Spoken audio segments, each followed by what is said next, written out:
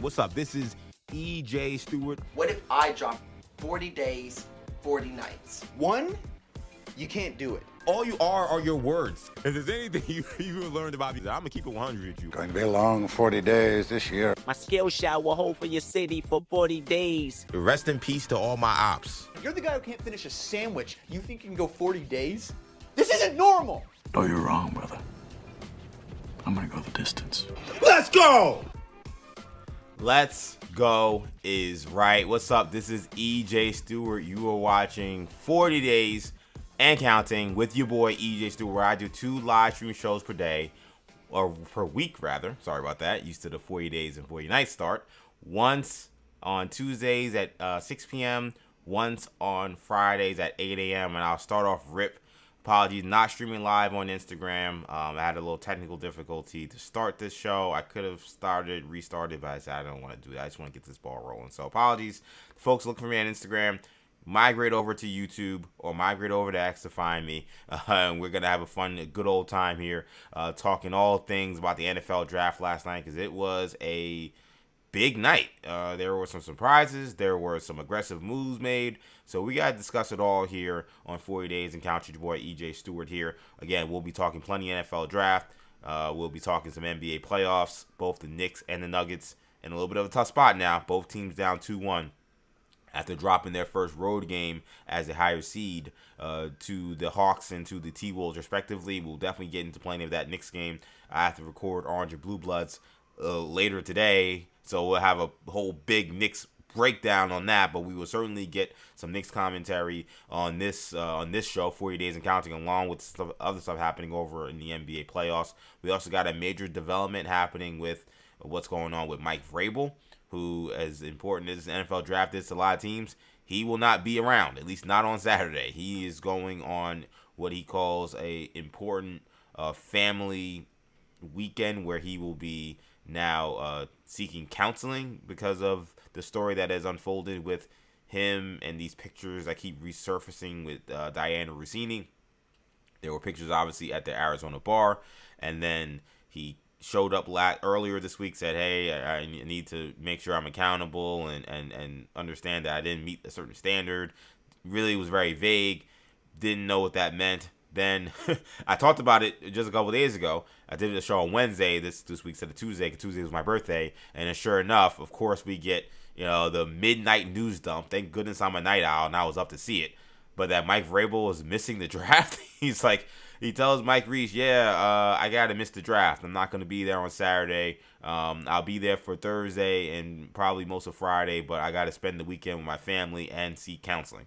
Seemed like even though the tone of kind of how he had been approaching it has shifted, seemed like an out of nowhere thing. Then you see more photos revealed, some by the New York Post, where it appears he's about to kiss Diana Rossini at a bar 6 years ago.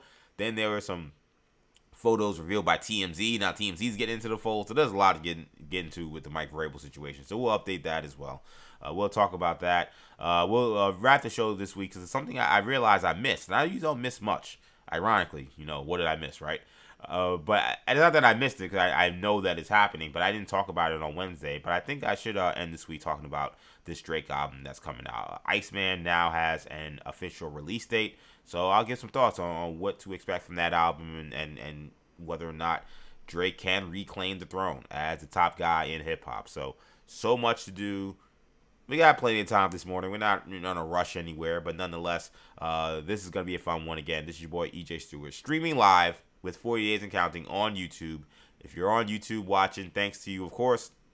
Be sure to, if you can, subscribe to the channel, New Generation Media. That helps us a ton. If you're engaged in this show and you're enjoying the show, please comment in the comment section. Let me know what you think about what your team did during the NFL draft. This is one of those shows that, kind of when I did working with Maggie and Perloff and those fun years I had with them, a lot of it was, on a day like today, it's like, hey, we kind of give you the floor. Whatever you want to say, whatever you feel about how your team did. If there's a pick I didn't get to, you want to say, hey, what did you think about what, the Seahawks did with the last pick, taking Price? What did you think about what the Saints did with Jordan Tyson? Like, whatever you want. get in the comment section. Let me know what you think. I'm rocking my Jets gear today. To maybe a spoiler alert, I feel okay with what the Jets did last night. So, but I want to also give the floor to people who want to talk about their NFL teams this morning, because this is the first big event since the Super Bowl that we have for the NFL season, the NFL draft. And again, it was a big night. But if you want to also vent about your basketball teams, because again, there are some high-end teams with some big expectations that are facing not the brink yet, but they're getting stress tests, no doubt, in the first round of the playoffs. So again, if you're enjoying the show, comment in the comment section here on YouTube. You can also do the same on X if you're watching the X. Shout out to folks that are watching me on X. Same deal. Follow me, EJ_Stewart on X. Again, apologies to the Instagram folks. No Instagram this morning. That was a user error on my part. I did so much to pre-prepare for this show that I had this pre-set up ready to go, and then one of the things I didn't type out or click correctly last night. Now, rearing its ugly head today, which is why there's no Instagram. But nonetheless, you could also follow me on Instagram, ActionEJ, where I also post content. And typically, this show is also streamed live. I wish there was a way I could, do it mid-show, but it just doesn't appear like there is, which it really sucks. But anyway, the show will truck along. We're going to have a fun time. I'm glad I'm back on X. And obviously, Wednesday, there was a weird issue where I couldn't stream live on X, and that was really unfortunate. But that seems to be all systems go. And we're going to get the ball rolling, man. So, again, be sure to follow me on X, EJ_Stewart. Make sure you subscribe to the channel. New Generation Media on YouTube. So let's begin talking about this NFL draft, because there's a lot to get to, man. A lot happened. This was an action-packed night. This was a night that I don't think really went how many people thought it was going to go. I think when you saw a lot of the late mock drafts, maybe the first two picks weren't a complete shock, though. I think the Jets did a pretty good job of really keeping it close to the vest, because it was swaying back and forth between Bailey and Reese, even within the last few days. I was actually on, shout out to Andrew Perloff. I was on with the 7 Oracles last night. They did a really cool live draft show where they were basically, evaluating the markets for each pick, which is really neat. And I came on there more. Now, I'm not a market guy. I'm not a gamble guy, but I came on more just football analysis when it came to the Jets, when it came to the Hurricanes that would be drafted. 3 Hurricanes got drafted in the first round last night, by the way. I know, I try not to present this as so much as a biased show, but gotta give a round of applause to my Canes. Ruben Bain went way too low. Those teams were ruled today that they let Ruben Bain slide all the way to 15. But nonetheless, CC, Bain, and Akeem Meziz are all drafted in the first round. So that was very exciting. But I was on there mostly to talk about what was going on with the Canes and evaluating them and where they could go, and then what I thought the Jets would do. And the Jets pick was coming up while I was on there with 7 Oracles and Andrew Perloff. And the markets right before the pick was like at 80%, I think, at Arvell Reese. And then all of a sudden it flipped to like 99% David Bailey right before the name was being called. So I don't know what happened. I don't know if the Jets, again, did a really good job of throwing people off the scent. But this was, again, a weird situation that was swaying back and forth. But outside of that, I think, again, there were a lot of people who did have Bailey mocked at 2 to the Jets. After that, it kind of became a free-for-all. I don't think there was people who assumed that the Cardinals would take the plunge at 3 with Jeremiah Love, and they did. Certainly the Titans shocked people at 4 with taking Carnell Tate. We'll get into that pick. And you had some players, again, fall in the draft a little further than they expected. Sonny Styles goes all the way to 7. He's an inside linebacker, so I would say that that's probably an appropriate place for him. But for a guy who was at times mocked as high as 4, that was a little surprising. And then some of the other guys, again, Ruben Bain fell a little bit. Caleb Downs fell, but he fell right into the lap of Jared Jones and the Dallas Cowboys. I know one guy's happy. What? Shout out to Michael Irvin. Caleb Downs, newest Dallas Cowboy. So there were some interesting storylines in this draft. How about the Chiefs trading up? So we're going to get to all of it, man. But let's begin, actually. I think, obviously, you had the number 1 pick in the draft. And I guess I'll start there. I actually plan to start somewhere else. But I'm going to start with Fernando Mendoza. He does go number 1 in this draft. And, Fernando does what he does. It says all the right things. He's a very humble guy. He expressed that humility. I liked what he said, that, basically, I'm not one of the top 32 quarterbacks yet. I'm right on the bottom of the totem pole, and I got to work my way up. And it feels like, what I will say is I don't have great optimism about his future with the Raiders, not because of him, the player, but I don't trust the organization. I don't trust the brain trust, which I can't really even identify as who exactly that is, because we've seen these articles from Michael Silver where it's like, is it John Spytek? Is it Tom Brady? Is it actually Alex Guerrero having an outsized voice? We've heard about Jim Gray being in the fray at all, and I don't love the helicoptering in from the likes of Brady and Gray, and then you got this again. I've called him this goon running around, and Alex Guerrero calling the shots, with Spytek kind of just doing their bidding, I assume. So I don't necessarily think very highly of the radio organization right now, and that's, if you're a betting man, it's probably a good place to be. What I will say though is I do sense a synergy with the organization about where Fernando Mendoza is and what they expect from him in year one, or at least coming out of training camp, and what he was saying last night. Like, they brought in Kirk Cousins. The plan, as Tom Brady has said for many years, or not his plan, but he has said for many years that he is very anti-starting rookie quarterbacks week one. He just doesn't think it makes sense. He says he knows they're not ready, especially with how dumbed down the college game is. He says he thinks it's ridiculous that young quarterbacks get thrown into the fray. So when they took Kirk Cousins off the scrap heap, it wasn't that shocking, because if you listen to how they've operated, how Brady views football, you would know that he doesn't like starting rookie quarterbacks, even ones as seasoned and as experienced as Fernando Mendoza, who's a 3-year starter. But with that being said, now Mendoza comes in, and again, you hear the stuff he was saying. He seems very humble. He seems very willing to learn the ropes from Kirk Cousins.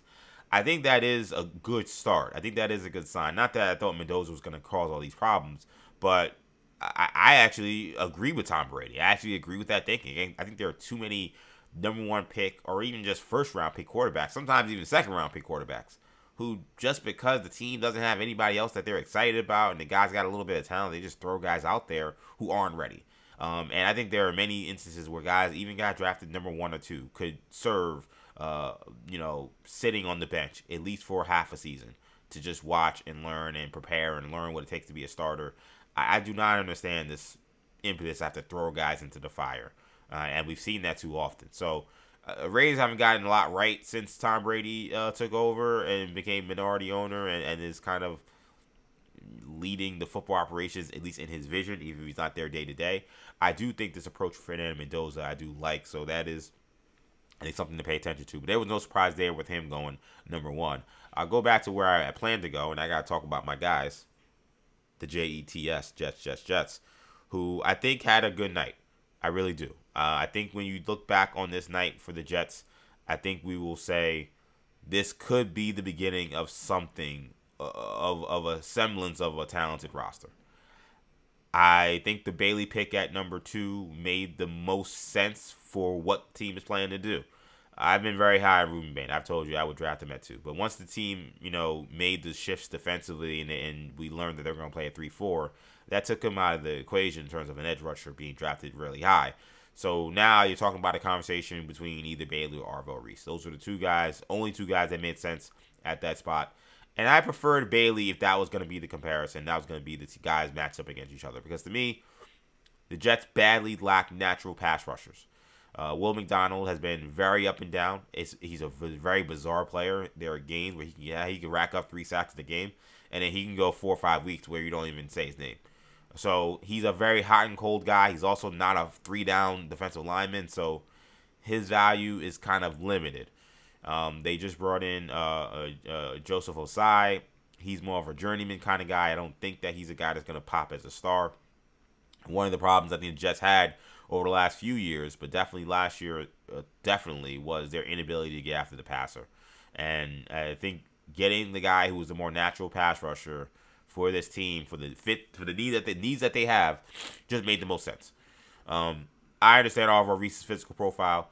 He's also a damn good football player. I think he's, I've said, I think he's better than Sonny Styles when we compare the 2 Ohio State linebackers, which is why he went higher. I just feel like what worries me about him is for a coaching staff that I just don't have a lot of faith in, given what I saw from last year. I know Glenn's going to call defense now, but defense had a ton of issues. I don't know if I trust them trying to be creative to make the most out of a guy like Arvell Reese, who has all this potential. I much prefer they have a guy who they can just stick on the right side of the defensive line and say, go kill the quarterback. And they don't have to worry about anything else. They don't worry about moving around, asking him to do 100 different things to maximize his value. Like, I don't know if Alvaro Reese, in terms of the player he's going to be, I don't know if he's going to be like a 10, 15 sack guy. I don't know if that's his game. Like, I think he may be a guy who is effective as a blitzer and can certainly change games and be an impact player. But that just might not be his only thing. And for the Jets and what they need an edge rusher. Yes, they need inside linebacker too. They need a lot of things, which is what will make it interesting what they do in the second round here. But they don't necessarily need an amoeba defensive player. They need a guy who can get on the edge and get after the quarterback, especially after getting rid of Jermaine Johnson. Once he left, I think it made it very clear where the pick had to go. So I was very good with the Bailey pick. I want you to quickly hear, and we'll hear more from Glenn and Muji, but here was Glenn making the case for why he thought Bailey was a better fit.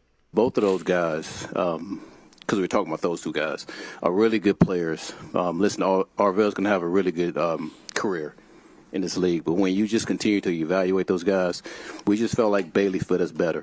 When it comes to, he's a 6'4", 255-pound man with 34-inch arms that has a ton of production in college. Listen, we looked at all those things, and, like, he fits us. I think he does. And what I like about David Bailey, too, we're not just talking about one-year transfer wonder at Texas Tech. He was also an impactful player for 2 years at Stanford, even as a sophomore. So this is a guy who's been impactful almost his entire career at college football. He goes to Texas Tech in the Big 12 and just becomes a wrecking ball. So I just feel like yes, it was a safe pick, but sometimes safe is the right thing to go. Sometimes safe is the smart way to go.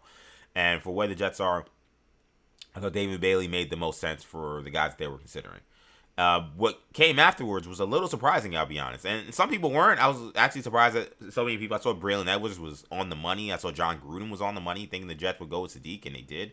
Considering what I thought was a really good first year from Mason Graham, I always do this. Mason Taylor. I don't know why I always say, my instincts always say Mason Graham, and I'm talking about Mason Taylor. My apologies to the defensive lineman for the Browns. Mason Taylor, what I thought was a really good year for Mason Taylor. I was surprised that they would kind of look at another tight end. What I will say is there are more teams using 12 personnel in the NFL now than there has been in recent years. And Sadiq is such a physical freak that I don't know if even qualifying him as just a tight end is even adequate. The guy runs a 4.3. He has a 44-inch vertical leap.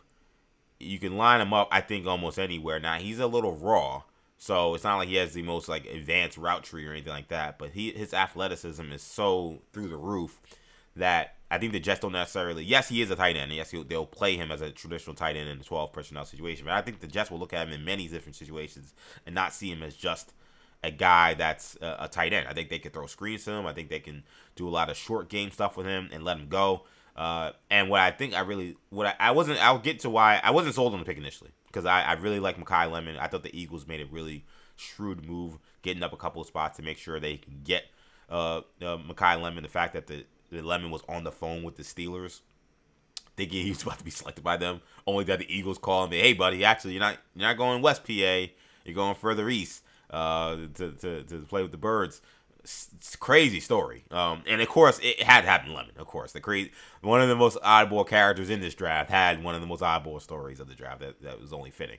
But no, I was a little, I was a little concerned about the pick only because I felt like with Mekhi Lemon on the board, I think the guy's a baller and they really need a receiver, another receiver. And they have a guy in Mason Taylor. I wasn't sure if tight end made the most sense. What I will say is they then got Omar Cooper. They trade up into the first round, move up, 4 spots or so, 5 spots, to go get Omar Cooper. And then I like the Sadiq pick a lot more because Omar Cooper can kind of do it all. I know on Twitter I wrote him as a possession receiver, but he actually can do it. He also can beat guys deep. I don't look at him as a burner per se. But what I loved about pairing Cooper with Sadiq is where Cooper will be another kind of catch and run guy. He's a lot more of a a lot of comparisons to Deebo Samuels, which you gotta love if you're a Jets fan in terms of what he can do catching the ball and what he does after the catch. A lot of that stuff is going to be maybe more underneath, maybe in the intermediate 5 to 15 yard range. Certainly in the red zone he can beat guys deep for sure. He's got enough speed, but when you have someone like Kenyon Sadiq, he also can take top of the defense because of how fast he is. And he can also be a jump ball guy because he has a 44-inch vertical. So some of the concerns I had with not going a guy like Lemon, who I thought would bring the Jets something on the outside, or even Denzel Boston, who I think reminds me a little bit of T. Higgins. I thought they needed that element. I think you kind of get that element with Sadiq. And then Cooper being another receiver to add to the receiving room, I think made it come together really well. This was, I think, a good night for the New York Jets.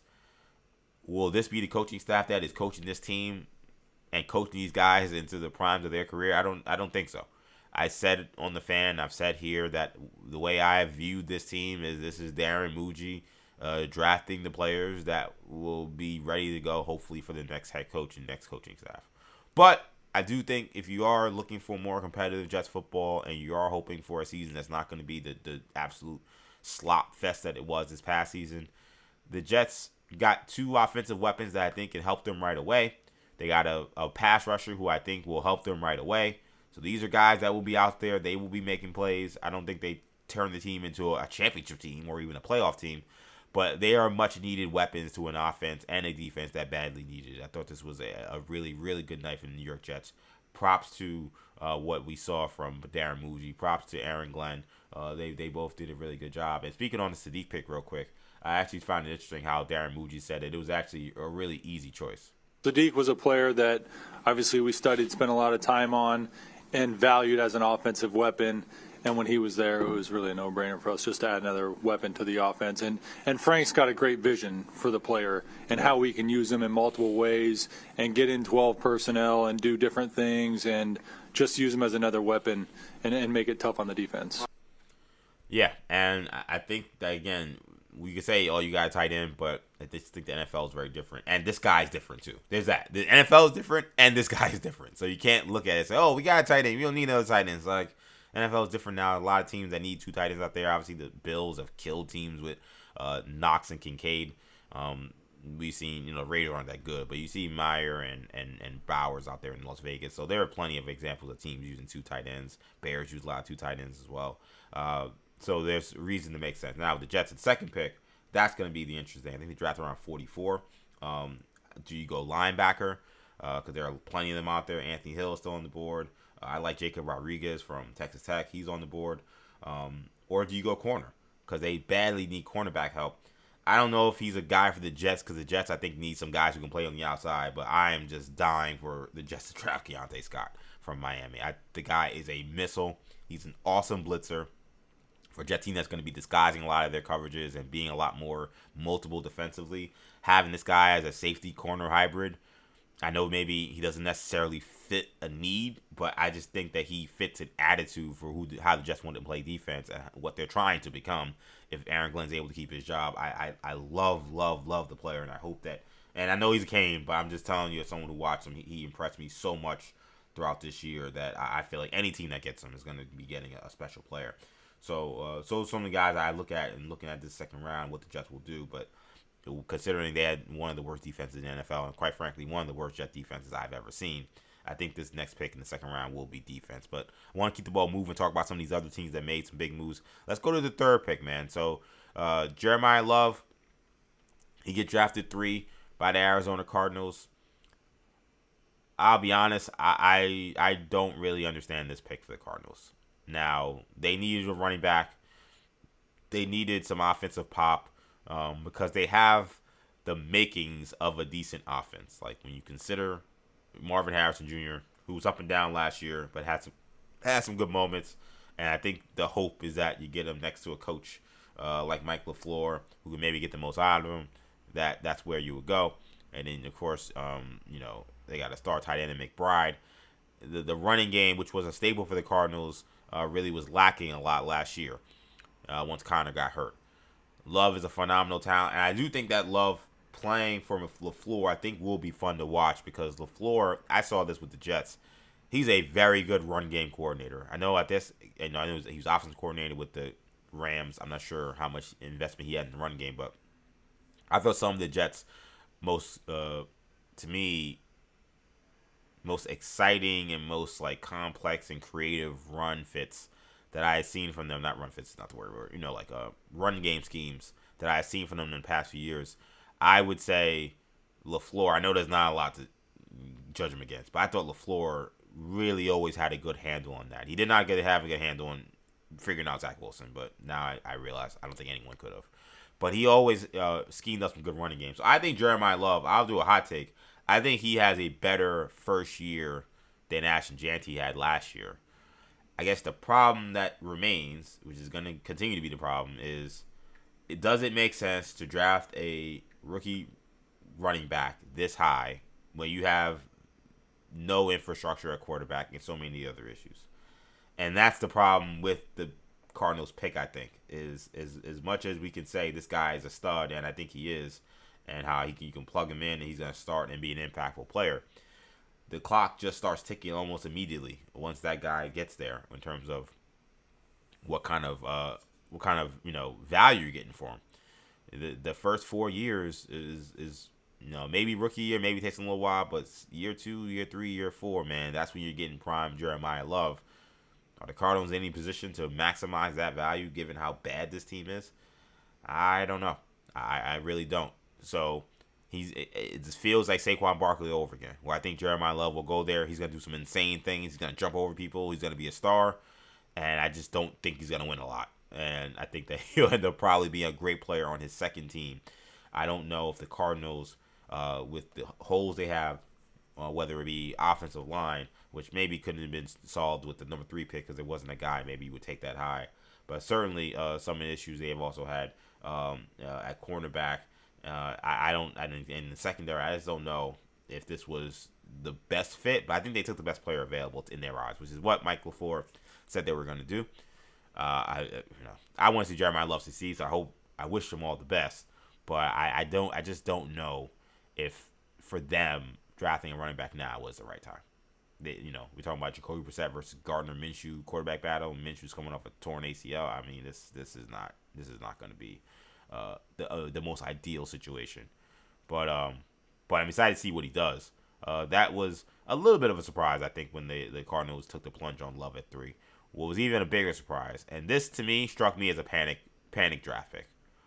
This was probably, I thought, the worst draft pick maybe in the first round, and that was Carnell Tate at 4 to the Tennessee Titans. Now, I'm kind of wishy-washy on Tate. I'm not someone who thinks he's a scrub or he's terrible or anything like that. I just feel like I have questions about the production that we saw from him given the coverages that he saw. This is a player who's playing opposite Jeremiah Smith, which means you're going to see a lot of the other team's second cornerbacks. You're going to see a lot of one-on-one coverage. You're going to see coverage rolled over to the other side. And we've seen wide receivers at Ohio State. A lot of them do end up producing at the NFL, but you got quarterbacks throwing into huge windows. And for Carnell Tate, I was waiting towards the end of the year when they started playing some better competition to see a better production from him. And the game that stands out to me, or 2 games that stand out to me, are Indiana in the Big Ten championship game, and then Miami in the quarterfinal game. In the Miami game particularly, where I think he actually was a little, I felt he was a little intimidated by Miami's physicality. At least that's how he played. I don't know if he was and he just had a bad game, but that was a little concerning to me when it came to, again, the physical, aggressive safeties that Miami has, Poyer and Jacoby Thomas. Those guys were dropping the hammer on him, and he dropped some passes. He looked a little afraid to go over the middle. He's not someone that has, I think, an outstanding athletic profile. He's quick enough. He's fast enough. He's big enough. But this is a guy who drafted at 4. Like, Travis Hunter went 2 last year. Like, think about the athletic profile and the skill sets of the guys that go in the top 5. Carnell Tate strikes me as a mid-first round guy. Maybe fringe top 10. 4 is a lot to me. So this was the pick that, to me, I think the Titans wanted Jeremiah Love, didn't get him, panicked and said, we can't trade down to get the receiver we want because no one wants to trade up for 4 because Love would have been the only guy really to trade up for. And they just got stuck. Nobody was trading up for Oliver Reese. Nobody was trading up for Sonny Styles. They're going to let those guys fall right in their lap. And instead of taking those guys, they elected to say, you know what, we'll just take the guy. We'll just take Carnell Tate. We'll just take him here because whatever. We don't know what to do here. I thought this was a panic move. Now, I will say, one of my adages when talking about any draft pick for a team that has a young quarterback is any pick that is in an effort to help your young quarterback be successful can't be deemed a complete failure. So that is the one side of this is, okay, well, at least they did draft a wide receiver, and they do need help at receiver because the Titans receivers were awful last year for Cam Ward.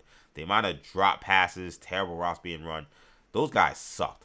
So I do think from that standpoint, if Cardinal Tate is maybe a little better than I think, and the Titans see that, and even if maybe he's in the top 4 guy, but you know what, for them, he's a guy that's valuable because of the issues they have at receiver and the price they paid in terms of drafting a quarterback #1 overall last year.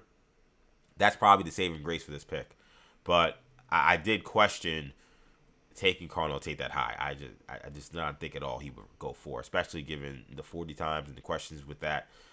This was a surprising one. This was a surprising one for me, no doubt. And then the surprises kept coming. This was another surprising one. Chiefs traded up to 6 to get Mansour Delane, cornerback from LSU. When I saw them trading up, I was like, ooh, where is this going to go? Because I thought maybe is this going to be a pick for Jordan Tyson? Is this going to be a pick potentially for my guy Ruben Bain? Where were they going with this? Caleb Downs potentially. And then I saw Delane. My initial reaction was, huh? But to be fair, they did just lose Trent McDuffie. They traded him for a first-round pick, and they needed a cornerback. And this is by all accounts the best guy on the board. There was no corner that was deemed really a top 5 talent from any big board I saw. Mansour Delane is very solid. He's very good at man-to-man. He has good ball skills. He's a good prospect. I assume what I've heard is that they felt like they had to get ahead of Washington. He's from the DMV area, and they need cornerback help. And the Saints at 8, obviously he's in their backyard. They watched him a ton. Those were the teams I think that Casey thought they had to jump in order to get Mansour Delane. If they couldn't get him, then they would have felt bad. The concern I had was to me. This is only me. I think that these cornerbacks are being a little undervalued, and there are a lot of good players towards the end of the first round that they could have taken that they did not because they had 2 first-round picks. Like, I would have went with a Ruben Bain here and then decided, let me then go to the late first round to then get Pons or McCoy from Tennessee or Keontae Scott. And there were guys there that I thought you could have went Terrell from Clemson. Like, there were guys there where I thought, you could have got a starting caliber player still late in the first round and then gotten a high-end defensive lineman or a wide receiver. Get your Jordan Tyson. Get the guy you need because they also need wide receiver help. This was one that this is going to be one where we really, all of them are going to situation where we got to see how it plays out. But this is one I'm actually really fascinated to see. Like, is Mansour Delane going to come in day one to be Trent McDuffie? A lot of people have compared him to him prior to this draft. So this is kind of like the Chiefs probably saw something that a lot of other draft evaluators saw as well. This is going to be really, I think, a lot of this could hedge on the Chiefs season, really. Like, they got to get this one right. They let go of McDuffie. He, in my opinion, is their second most important defensive player outside of Chris Jones. He is just a lockdown corner. I think McDuffie is amazing. I think he's one of the top 3 or 4 corners in this league. And you don't want to pay him. You can't afford him. That happens, fine. You got a first-round pick for him. I can't really hate on that. They might have got 2, actually, if I remember correctly. Either 1 or 2. Either way, you got at least 1 first-round pick for him, so I can't hate on that. You drafted a guy at 6, he's got to be Trent McDuffie now. My thought was maybe you help out the back end by getting more pass rush help. Instead, they go with corner here. And again, felt like a little bit of a reach for the Chiefs, but they got to go with their intel. If their intel is telling them this guy's going to go in a couple of picks, and that's the quarterback they want, that's what they want. Again, I just thought that you could have went with Damari Pons or you could have went with McCoy. There were guys there late in the first round that I think could have also, Terrell, that could have certainly had the Chiefs in a good spot. So I didn't really love this pick, to be honest. But if Delane is the real deal, then we won't be able to complain about it. We gotta get to the other major surprise in this first round, and that was the Rams. So Ty Simpson, He was one of the guys that you consider one of the most interesting men in this draft. I think him and Ruben Bain, Caleb Downs, those three guys were some of the three guys, and then Love. Those were some of the guys I think was like, where will these guys actually go? Who will take the plunge on these guys? Will they slide? Will they get higher than expected? Ty Simpson was the name to watch because this was a guy that was being offered $6-7 million to stay in college football, and he elected to go into the NFL draft when it did not seem like it was a consensus that everybody had a first-round grade on him. And he went. He was invited to the green room, so he just suggested that somebody was going to take him in the first round, and we didn't know exactly who it was going to be. And he ended up going 13 to the Los Angeles Rams, who have this pick.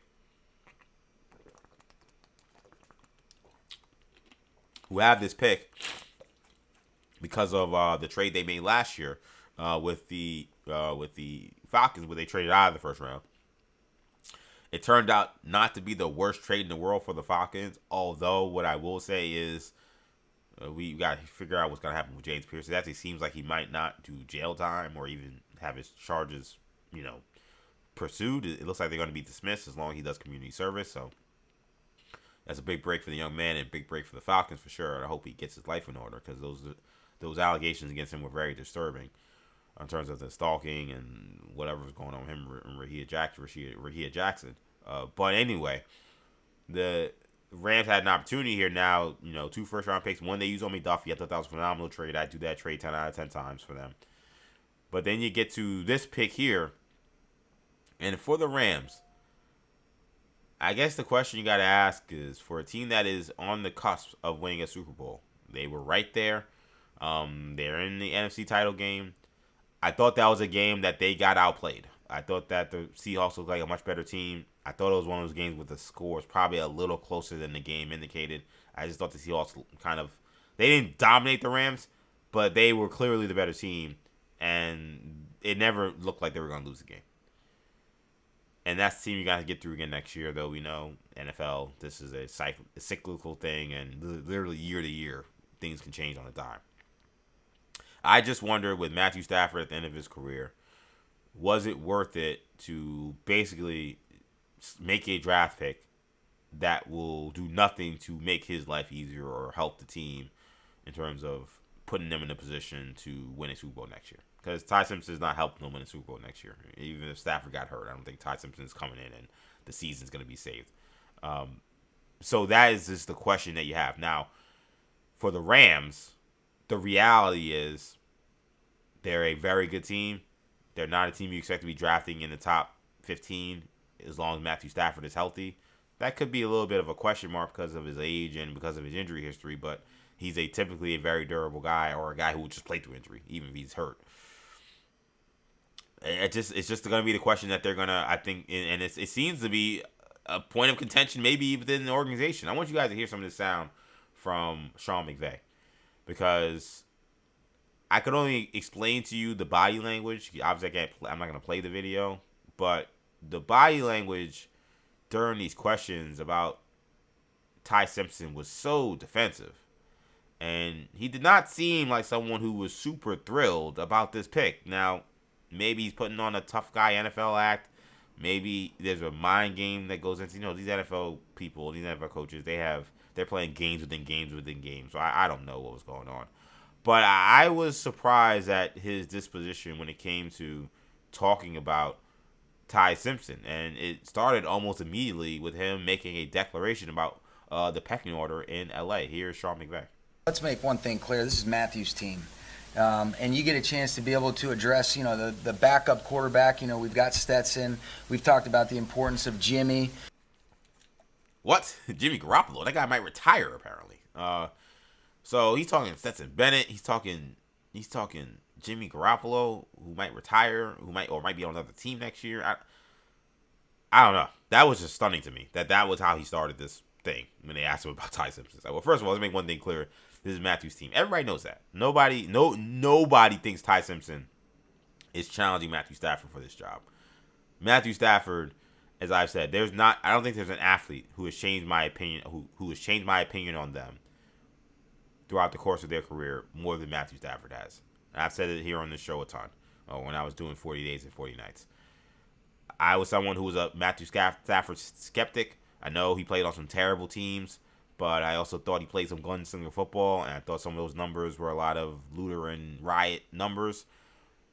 But I think I definitely undervalued him a little bit, but B, I think he's also become a better quarterback. This guy is ridiculous. He is a maestro in the pocket when it comes to the throws he can make, the way he manipulates defenses. He's awesome. He's the best quarterback in the NFL.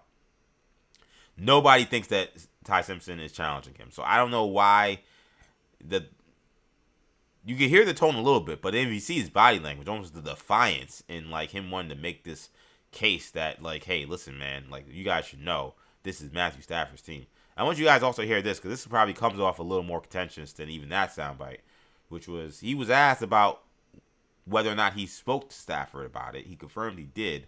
And then he was very cagey about what that conversation was, and also reiterated again that Stetson is not necessarily the backup quarterback. Excuse me, Simpson, sorry, not necessarily the backup quarterback. Let's make one thing clear. This is Matthew's team.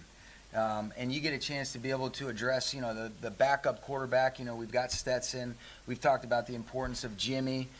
So to be able to add somebody that you can evaluate a body of work where he was asked to play the position and a lot of things that do translate in terms of concepts, reading with his feet, some of the different things in the drop back in the play action game, the movement game. So there's a lot of things that Coach Grubb did that's very similar to kind of how we operate. So it made it an easier evaluation to be able to kind of say, all right, what would that look like if you did translate it to our level?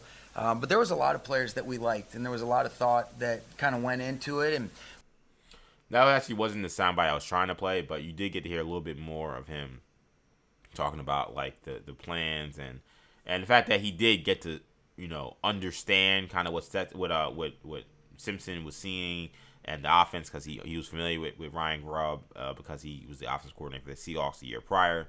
And it seems like he has good respect for Ryan Grubb in terms of at least the way he was talking. And he said this before. He said this to Kay Adams weeks ago when she was asking him about the quarterbacks. So he was kind of repeating that line. But this is where it got interesting, I thought. This is the sound I wouldn't play. That was actually the full sound from the 1 minute of this. Here was him when, again, I'm pretty sure this is it. I'm playing it blind because it's not titled. But I'm like 85% sure this is the soundbite. He was asked again about what that conversation was like with Matthew Stafford. I'll keep that between us. We'll see. He's going to compete with Stetson. What was it about this pick? That was it.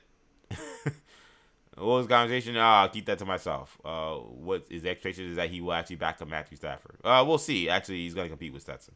And, I mean, I don't think it's crazy to say that, hey, he may not be QB2. I don't think that's crazy at all. I just think it was weird just how much he was really trying to push this Stetson Bennett thing. I mean, Stetson Bennett, now, I know Sean McVay thinks highly of him. I mean, he took him. They really stuck with this young man. Stetson Bennett is a guy who's had some off the field problems. He's been in rehab. He's been away from the team at times. So, and they've kept him on the roster and they've prioritized him. So they clearly like him. I think that there's a disconnect here, and that leaves me a little concerned, to be honest, because I'm someone who looked at Ty Simpson as more like a second and third round guy to me. I liked him in college. I kind of felt like I was like, ooh, this is kind of a sleeper guy that maybe if he goes second or third round, might actually really surprise people, be really good. And then, typically what happens is, then if you talk about first round pick, like, well, okay, well, I don't know if I want to make that guarantee to draft him in the first round. That feels a little rich. And Sean McVay, I mean, we keep talking about him as this quarterback whisperer, this offensive guru. If he's not sold on Ty Simpson, but Les Snead is, I don't know if that's enough for me to say, oh, this is going to work out. I mean, me personally, I think Ty Simpson has a little more talent than Stetson Bennett, rather. I think they're kind of similar, quite frankly. I know Simpson, I'm going to get these guys mixed up. I don't know why I keep saying their names backwards. Simpson has said that he was dealing with some physical issues, which is why he was so frail. One of the things that stood out to me during the college season was like, he is thin, man. I'm worried he's going to get destroyed in the NFL. I noticed it last night. He definitely put on weight, and he definitely looks bigger. He looks much more, I think, of probably what he typically plays at. I forgot exactly what he was dealing with, but it was some kind of stomach issue. He wasn't able to keep weight or put on weight, and he played about 20 pounds less than what he normally plays at. It looked it too.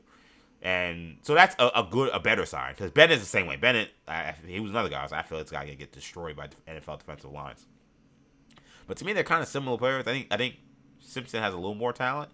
I think Simpson probably has a little bit better of an arm, can make a little more throws, but both of them are kind of, to me, average NFL stuff, as you say. Like, we know about a pitcher and the stuff they have. When I think of like Bennett and Simpson, they both kind of have average stuff to me. It's going to be more about coaching them up. And if McVay feels more confident in Bennett, despite all the issues he's had, than the guy that Leslie just took with the 13th pick in the draft, that would be concerning to me if I was a Los Angeles Rams fan. So this is going to be a situation that's going to be interesting to follow. I don't think this is something that's going to be adjudicated really much this year. I think this is going to be more of a next year or maybe even 2 years down the line conversation about what's going on with Simpson and is he ready to play. But a bold move for a team that was so close to winning a championship, saying that we're not going to draft a player that's going to help us win next year. We made the pick, the decision of taking our first round pick, trading for Philadelphia. Okay, that guy's going to help you for sure because they desperately needed cornerback help. I think they could have maybe done a lot of different things. They got a lot of defensive linemen who are coming up on some contracts. Some guys that also underperformed in the playoffs. I thought they could have maybe put some more competition in there. I think they certainly could have maybe used another receiver. Devontae Adams is getting a little older, and he's been a little injury prone. Rams went to way more 12 personnel than they ever have. I think adding a second receiver there could have definitely made sense. Mekhi Lemon, I thought was, I don't know, he's like you called him up. I thought the Jets wouldn't have a shot at him because I looked at the Rams. I was like, I don't know how he gets past them. So I don't know what happened, but this was the pick. It was definitely a shocker, and we'll have to see how it goes. Going back up into the top 10 in this draft, I do want to talk about the New York Football Giants real quick as well. So they took Arvo Reese with the 5th pick in Miami offensive tackle, CC Mawinoa. This was, in many ways, I think if you ask Giant fans how this was going to go, very few of them, I think, thought this was how it was going to go. And in fact, John Harbaugh also basically said that this is not what they planned at all, and they're very thrilled about what happened. These are great players. These are 2 top 5 players in this draft, in our opinion. You couldn't do any better. I think Joe probably ran about a zillion mocks. I mean, maybe it's slight exaggeration. Close. Zillion seems like a high number, but maybe it was a couple million. And this one didn't come up. This was not one that was really anticipated. And that just shows you that, reality is stranger than fiction is stranger than reality. Reality is stranger than fiction. That's fun. You know what I'm saying. This is exciting. This is not expected. This is something that's really a great opportunity for us. I mean, it's kind of seeing Shane and Harbaugh working back and forth. It's kind of interesting because I'm still not sold on the dynamic that they're equals at all, or that I do think it seems like Shane was definitely involved with this draft process, but I wonder if it was more about just giving Harbaugh information to then make the decisions about where they wanted to go. This was not this was not what I would have expected, to be honest. The way it all landed out, I didn't think that CC would get to 10. I didn't think Alvarez would get to 5. So if you're the Giants, you say, okay, well, we got steals and we got guys at values that people didn't expect. Like, CC was a guy that was being slotted as a top 7 or 8 guy for a lot of this time. He had the back issue that flared up that they checked out. It seemed like it checked out fine, but I guess it was enough for people to be scared off. Spencer Fano went as the first offensive tackle in this draft. I think CC's a little better, but maybe I'm a little biased as a Canes fan. I know Fano maybe a slightly more natural pass protector, but I think CC is he's a freight train. He is so athletic. He is so strong. And if you can't find time for him at right tackle, you play right guard. He has that kind of versatility. He has that kind of strength to move to the inside. So I was surprised that this ended up shaking out this way. Reese going to 5 with the Giants. I'll be honest. I know some people are kind of down on it from a fit standpoint. I actually like Reese here for the Giants more than I like Sonny Styles for the Giants. Now, Sonny Styles made probably more positional sense as like he is a clear inside linebacker, and that's what he plays, and it's kind of like that. Whereas Reese is this amoeba kind of player where he'll play inside, he'll play outside, he'll play on the ball, he'll play off the ball. And I guess the question would be, the Giants just drafted Abdul Carter last year, so why would you want another guy who isn't necessarily just an inside linebacker guy who also has to play some edge, probably get the most value out of him? I think for the Giants, the jury is just still out on a lot of these guys they have on their team, is the reality. I just think the jury is still out on Abdul Carter. I think the jury is clearly still out on Kayvon Thibodeau, who sounds like will still be on the team. I just think they needed probably a little more insurance. If those guys flop or those guys aren't on the team anymore, especially Thibodeau, I'm talking about beyond this year, that they have somebody else who can also get after the passer, but also fill a need, because he can absolutely. They say they're going to play him at will linebacker. He's going to play next to Tremaine Edmonds, but they're also going to move him around. Like, he can play linebacker. Like, he can do the things that Sonny Styles does well as well. So it's not like, oh, we're getting a guy who like can't play linebacker or we're playing him out of position. Like, I think he's actually playing probably the position that's still most natural to him. But he will also give them positional value in other spots, which I think is going to be advantageous for the Giants. I did not think that Alvaro Reese is really going to be available to them, but I actually ended up liking the fit. I actually ended up liking the decision that they made to go with him. I think at that point in time, he was probably the best player available by most counts. So I was cool with the Reese pick, even though the fit may feel a little awkward. I think that he comes in, he's an immediate impact player for the Giants. And for the Giants, as I've said for several years now, they've just struck me as a team that has needed to improve the athletic profile of the team. And Sonny Styles would have done that too. But to me, they just needed more height, weight, speed guys. I just thought that as a team, they seemed slow. Last year, maybe it was a little more of a coaching issue than the players didn't play it well either. But it seemed less like a talent issue, more of like a coaching and maybe players not playing up to their potential issue. But they've still felt like a team that needs to continue to keep improving the athletic profile, because I watch the Giants play every week and it just feels like the other teams just have more talent. You get, to me, the best defensive player, one of the best defensive players in college football last year. I think Bain was one, but Alvaro Reese is right up there. You immediately improve your defensive profile. And then, again, getting CC, there are some Giant fans that will say, hey, offensive line was kind of okay. Why are we getting CC Maui Noah here? I think you're playing with fire, thinking an Illuminor is your long-term answer at tackle. I just think he's okay. I think he was terrible his first year. Last year was a little better. I'm not sold that he is your future there. And on the other side, as much as we like Thomas, he just gets hurt a ton. So I think that with where the Giants are, you need more insurance that you can protect. You can protect Jackson Dart. And I think that Maui Noah, because he actually has the versatility to potentially play multiple spots, I think I love him. And what I like about both the Jets and the Giants is I feel like they got guys who will be tone setters.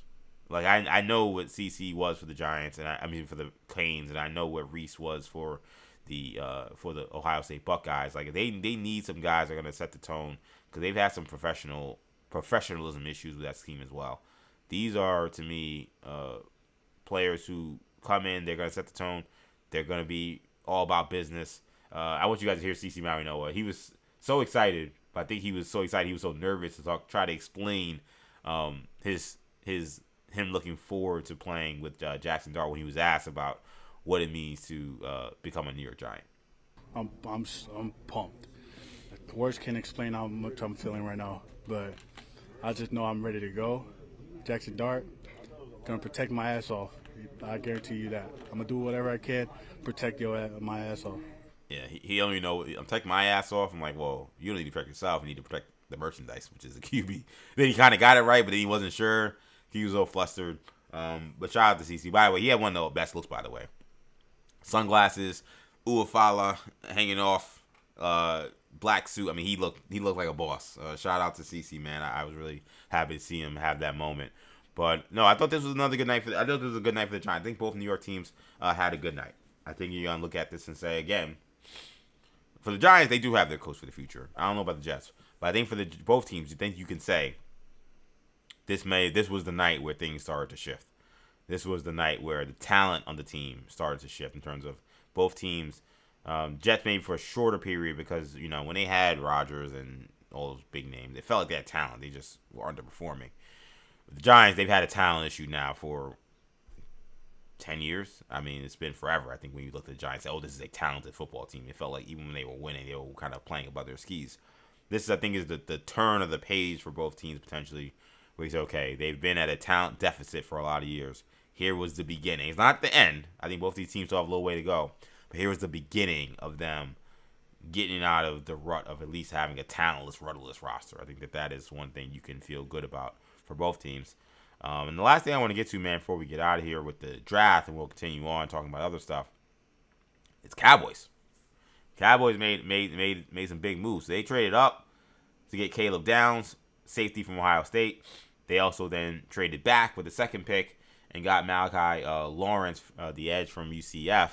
Now, I think for the Cowboys, hearing Jerry Jones, I don't have that sound, but he was kind of making the case that there were two players that the Cowboys were really fighting over in terms of which players they wanted between Malachi Lawrence and a second player.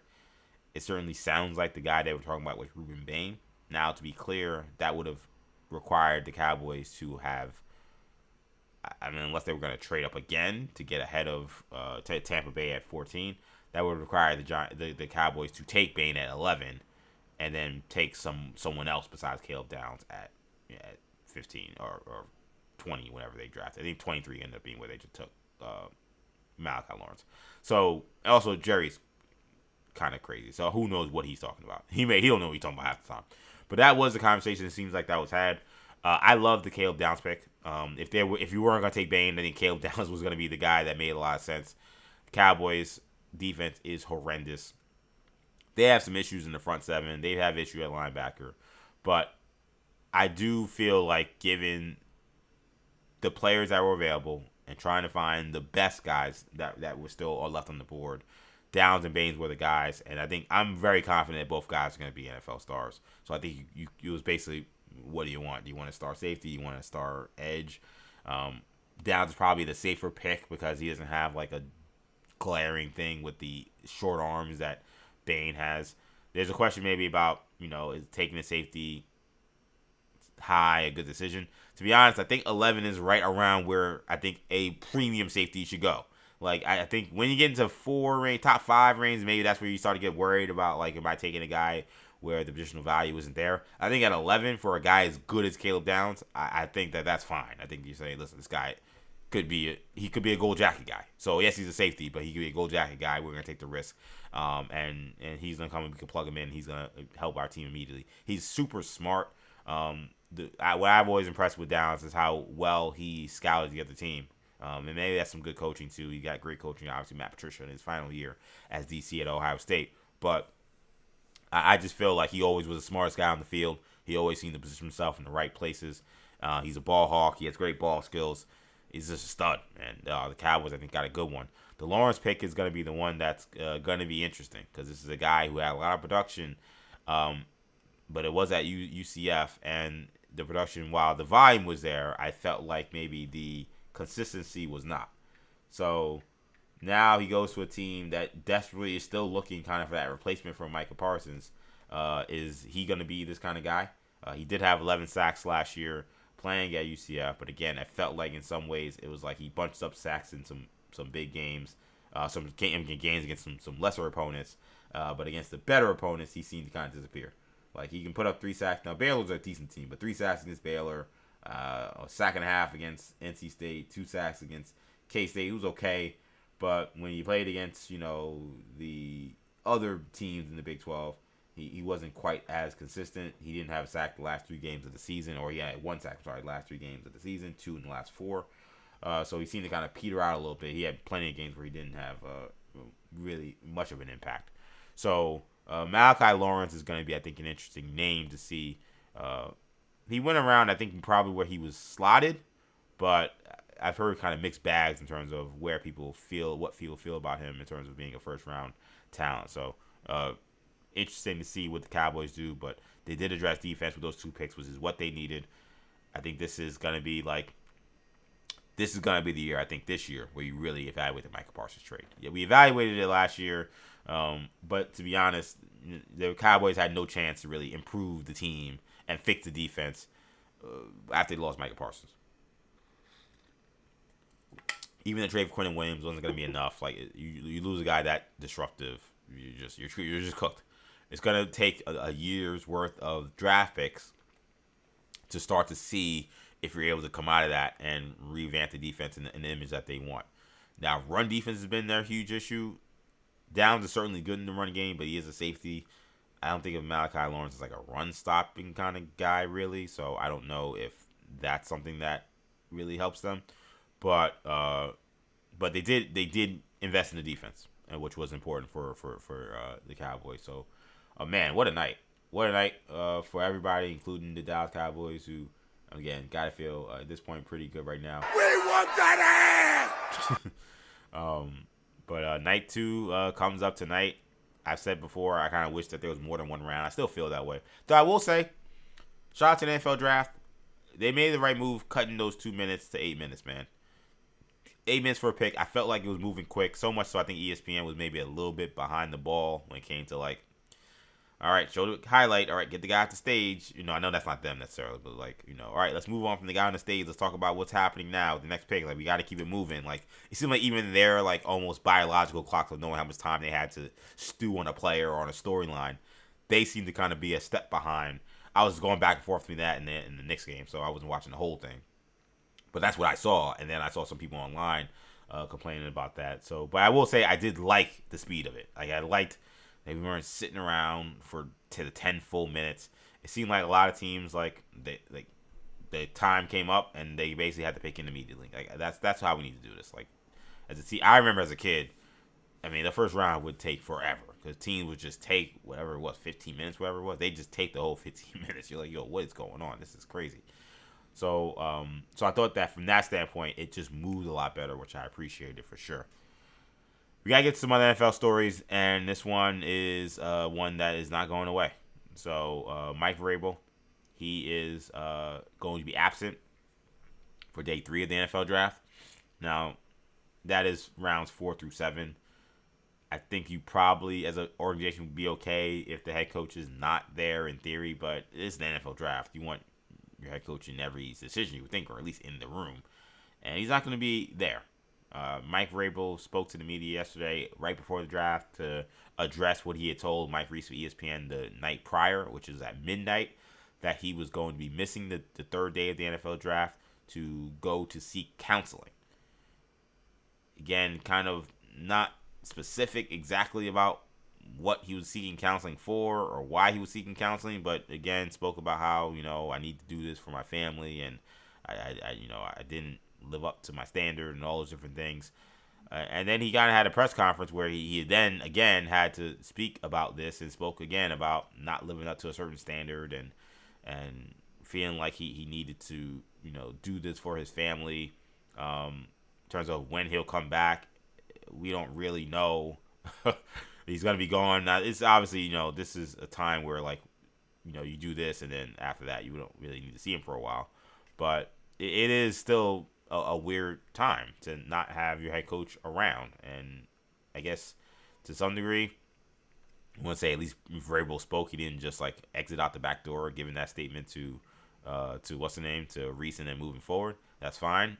But I do feel like at a certain point in time, we have to acknowledge that this has been made worse by how Mike Vrabel has handled this. He has handled this poorly. And I think the situation, and I think he kind of said, because he was asked at one point about, like, hey, you said that thing about this whole thing being laughable. Like, what, like, do you still think it's laughable? Which I'm glad people keep saying that, because one thing I can't stand is people in all public life who will say things and things, you know, turn out to not nearly be the case in terms of how they described it.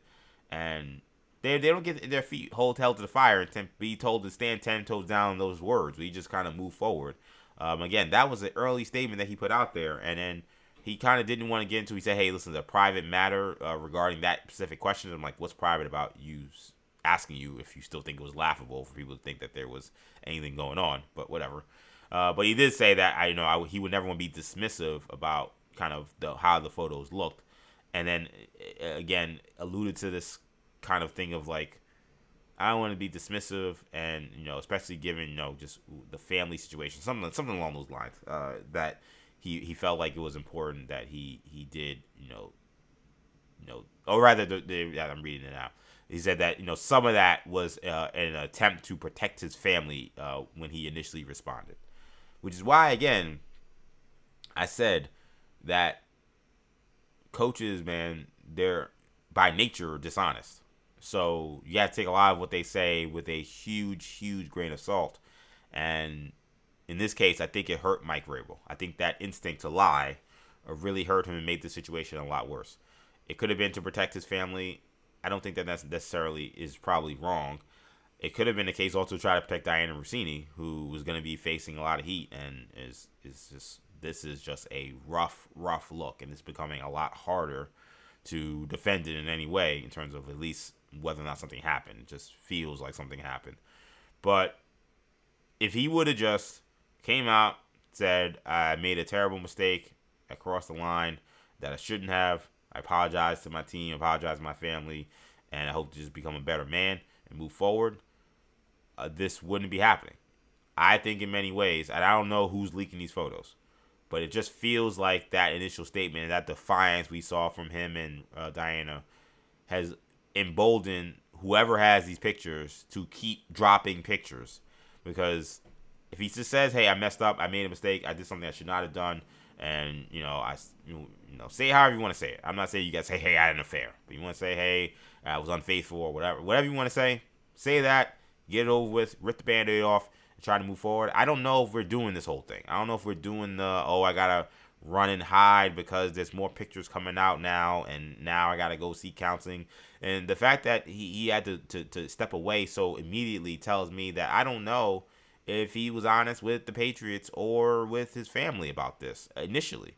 Because if the family knows and the team knows that, yeah, I had this issue and it's been going on for years, then why are you now deciding, well, I gotta seek counseling now? Like you already talked about this earlier in the week, and you said that you had productive conversations and they were good. Now, days later, you're like, well, actually, despite those productive conversations, I can't actually now be a part of the team, and I gotta attend to my family despite the productive conversations, and actually not have to go to counseling so much that I have to remove myself from the organization. It's a terrible look. It's a terrible look. There's no question about it. And I said this yesterday, and I will say it again. I think this is the first time where I'm starting to wonder if Mike Vrabel is ever going to come back as Patriots head coach.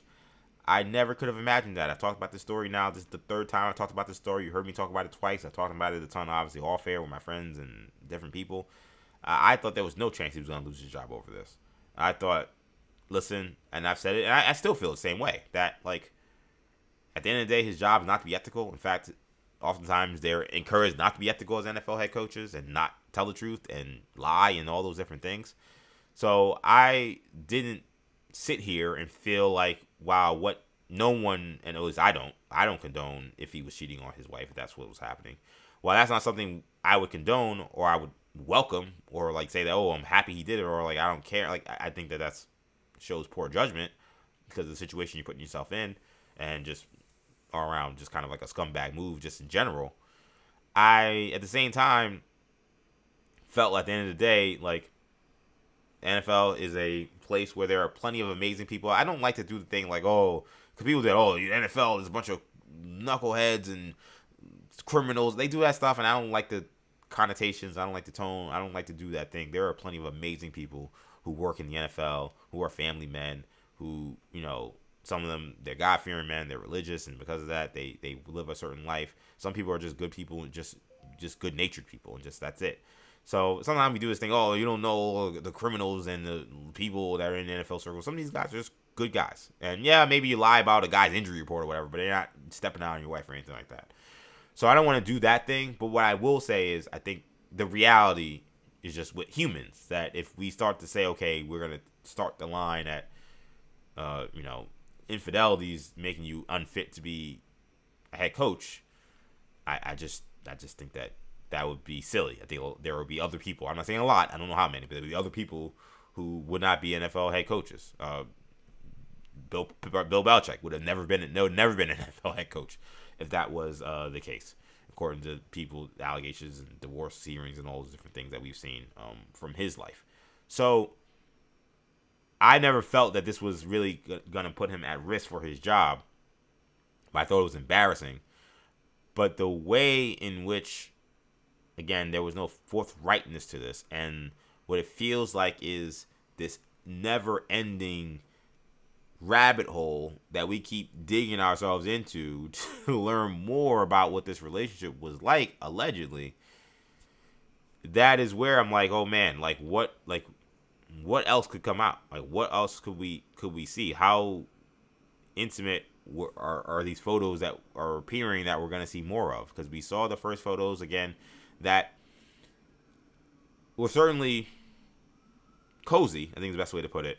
But I think did leave some doubt. Like, the whole, is there, beyond a reasonable doubt? I don't know if I knew beyond a reasonable doubt an affair was happening, given the story that they told. I was like, and I said it on the show, I was like, I don't really know what's happening. I'm going to take them at their word. Because I would not want to push something that is so potentially detrimental on someone's family, a narrative onto them like that when they're saying that that's not true.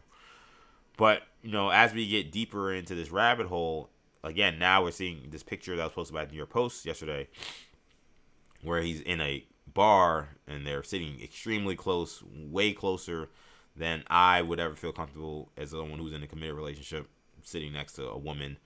It's actually crazy, like, as someone who is in a committed relationship, like, these photos, like, it's funny because it's just like, yeah, like, there's no way. Like, there's no, I would never, there's just no way this would fly. Like, to me, like, even the men or people who are trying to, oh, what's the big deal, whatever, I'm like, at the very least, he's not showing good judgment. At the very least, this is not a way a married man probably should be moving unless there is some arrangement that we don't know about, because there are people who are non-monogamous, all different things. So again, there's various different things. It does not appear that that's the case here. It does not appear that that's the case at all. The fact that this caused such a hoopla in his family suggests that there's something deeper and something wrong with this. But you see these photos again. Now you're kissing at a bar. We saw a picture of them at a Mississippi casino, which I'm like, what? Oof. All due respect to Mississippi, but this is after he got fired by the Titans. But I just can't imagine I'd ever want to, after I lose my job, the first vacation I go on is to go to a Mississippi casino. I don't know. Not as a rich person. That strikes me as someone who may be trying to go someplace where they could not be seen, but maybe have some fun. And again, you just wonder if he would have just taken the approach that, you know what, I messed up. I need to just come clean. I had this relationship. It was bad. I shouldn't have done it, and I'm sorry. And move forward. I just don't. The pictures that keep coming out, I don't think hurt him that much. I think that we say, well, he said there was a relationship. He said something happened, so whatever. Now it's like, ooh, wait a minute. Now people are digging for stuff. Now that people are starting to extrapolate things. They're pulling all these sound bites from Mike Vrabel. They're pulling all these sound bites from Diana Rossini talking about whether her husband, or one which he's talking about his wife, which is kind of bizarre now when you know the story that appears to be unfolding. Again, some of these things that people are starting to dig into these people's family lives, that becomes very uncomfortable. Just speaks to the poor choice by Mike Vrabel to not be upfront. And I think the fact that he has to go away suggests that he probably still wasn't being upfront even out of this week. I don't know why you have to leave your team if you told them, yeah, I've been seeing this woman for years and I made a mistake and I shouldn't have done it. If they know that and a picture appears from 6 years ago, what makes you then go, oh, I got to go to counseling now and I got to be away from the team? That seems odd. So we'll end up seeing how this goes. Again, Vrabel, he said he's doing this to be a better man, a better father, a better coach. And the Patriots statement was pretty supportive of him. But this is bad. Like, I feel like in terms of like whatever he's dealing with in his personal life and his personal life, that this feels a lot bigger than I thought it was going to be. And again, it leaves me real doubt about whether or not he's going to remain Patriots head coach moving forward. I think there's a real shot, a non-zero shot, that he just leaves, that he eventually just resigns and says, I need to take care of my family and just like take a sabbatical year, which would be a monumental thing for the Patriots. I will say this. I don't love the idea of Josh McDaniels becoming the head coach.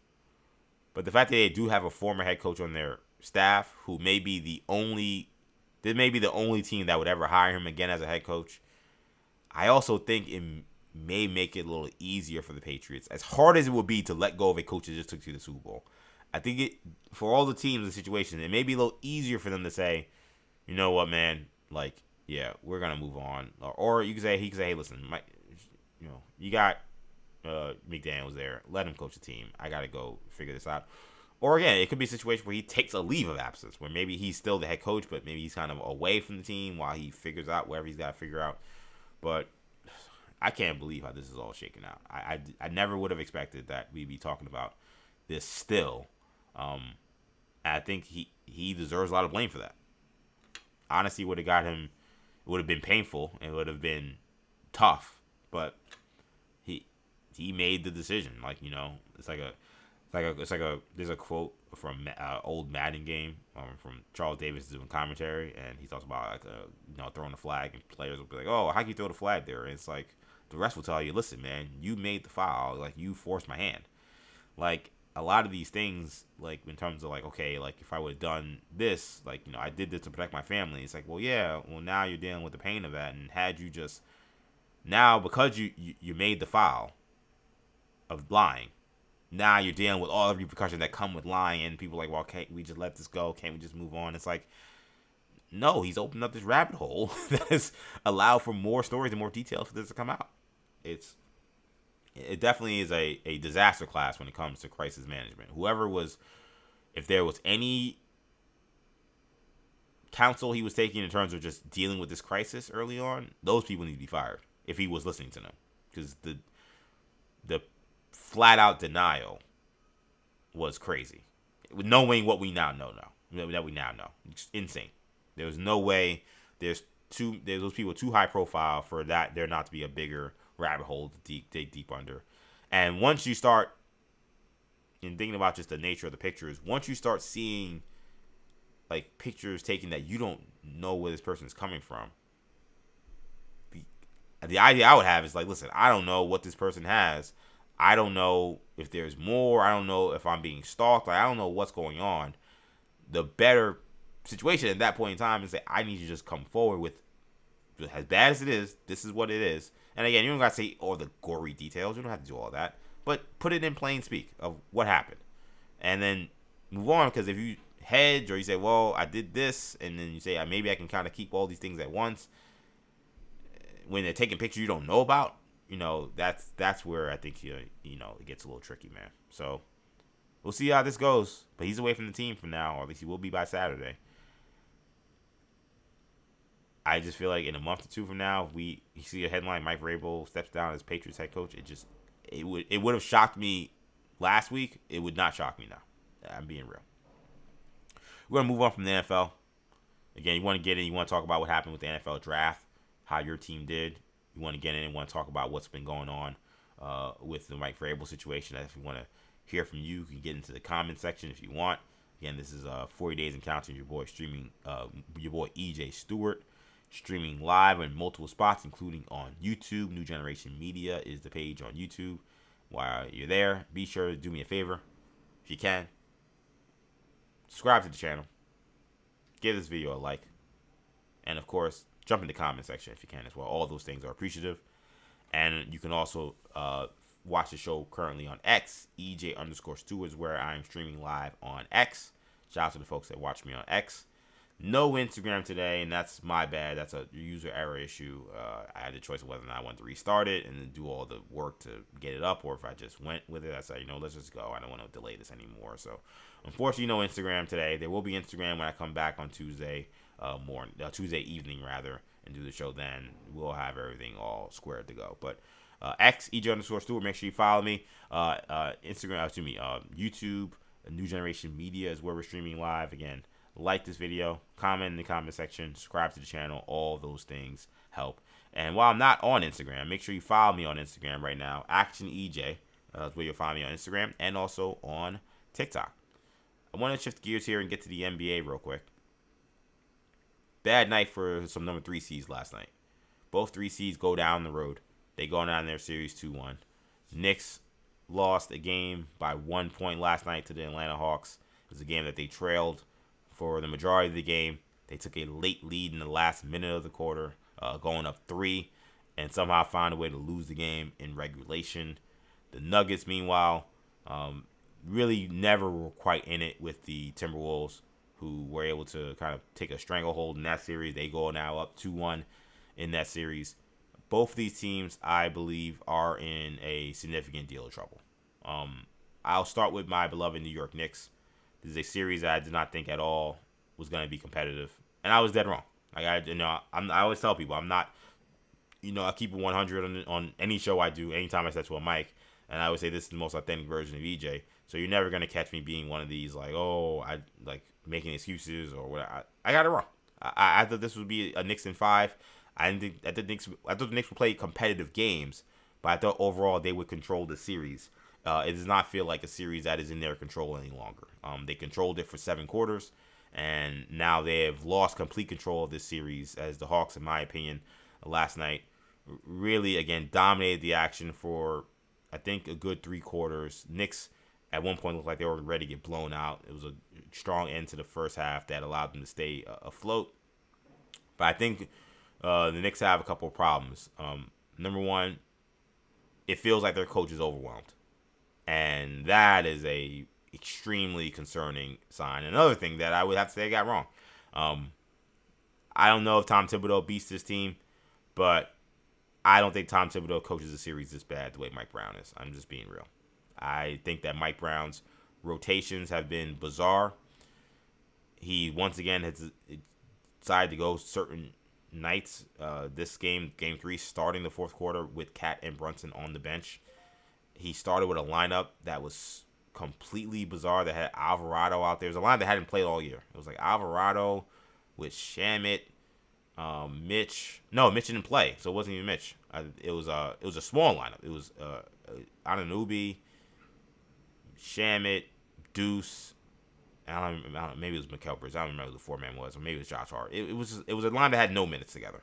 Then he took Alvarado out to put Clarkson in, and then a line that was playing together that now had a total of 4 minutes all season. So the fourth quarter started, the Knicks never really gained ground in that fourth quarter because they were kind of just trying to feel their way through a lineup that hadn't played much all year. He's still hell-bent on playing Deuce McBride on a lot of point guard. Doesn't make sense to me. Mitchell Robinson plays no fourth quarter minutes. Some of that may have been, I think, a little quirk of how the third quarter went. The Knicks got into the penalty pretty early. So I think Brown maybe galaxy brained himself and saying, I don't want to put Mitchell Robinson in the game while we're in the penalty and we're down, because they could just foul Mitchell Robinson every possession and we need to score. Like we're struggling offensively. We need to start getting some buckets. So I think he brained himself to saying, well, let me not play him in the third. But then when the fourth quarter started, the team had kind of had a little spurt at the end of the fourth quarter. I think he decided, let me just stick with this smaller lineup and see how that goes. And the lineup actually wasn't terrible, but what I hate about it is I just think it takes away all the advantages the Knicks have against the Hawks, which is their size, which is their physicality in the paint. And by taking Mitch Robinson off the floor and then not having Carlton Towns off the floor, you're actually playing to Atlanta's level. I think the Knicks still have more talent, but I think you're making the game now an Atlanta Hawks game. They wanted to be up and down. They wanted to be a small ball kind of game, and now you're playing right into their hands. How he galaxied and braided himself into that made no sense to me. Then you look at the way the game ended, and I will say it was some really good efforts from multiple different people. Brunson had once again kind of an underwhelming game, but did make some big shots down the stretch. OG Anunoby maybe had his best game as a Knick in the postseason. He was the reason the game was close. He hit some monster threes. He made some great plays defensively. He was awesome in this game. And then Deuce McBride, who was struggling with his shot, caught fire. So there were some heroic efforts that allowed the Knicks to get back in this game and then take the lead. And then once again, with the head coach, fourth quarter rolls around. You have 3 possessions to close the game. Only 1 possession you get a shot on the rim. And it's a Josh Hart 27-footer. Like, it's just a failure offensively. the last play where you're down 1, he says they wanted to get Jalen Brunson on the right side of the floor because they liked him on the right side of the floor. They liked the matchup with him and Onyeka Okongwu. I'm sorry, I hated that play. I hated that situation. I know Jalen likes to go right, but he's going right to his weak hand with a 6'10" guy guarding him who's taking away his jumper, and he has a Kuminga trailing him. Where is he supposed to go? What is he going to do? In that situation, I much prefer him being in the middle of the floor, give him a two-way go, and then he could more organically get to his right hand. They blew a challenge, which allowed them, once again, only one timeout left. So once the play got blown up, they weren't able to call a timeout, so they had to just go what they had. But again, Mike Brown somehow liked what they had, which resulted in a Jalen Brunson turnover.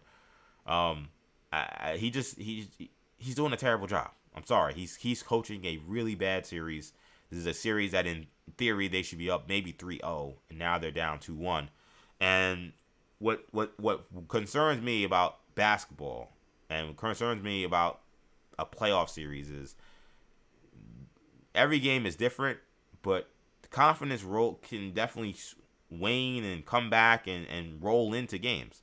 I think a Hawks team that certainly was here to compete and did not think they were going to lose this series, but they heard the press clippings. They seen what the Knicks are supposed to be about. And I felt like the first 3 quarters of the first game, I think they kind of looked like a team that knew, oh man, we're not really supposed to win this series. And they kind of were feeling it a little bit. And they found a little life at the end of that fourth quarter in the last game. That turned out to be way more significant than I realized. And then they obviously found life again because the fourth quarter they had experience of having a little fourth quarter comeback, and they used that in game 2. And I talk about that confidence. CJ McCollum, he thinks he's the best guard in the world right now. And like, he's not, but he's extremely talented. He's always been a very good scorer. And the way the Knicks are matching him up, again, going back to the coach, became nonsensical. Josh Hart has had the best opportunities at guarding him.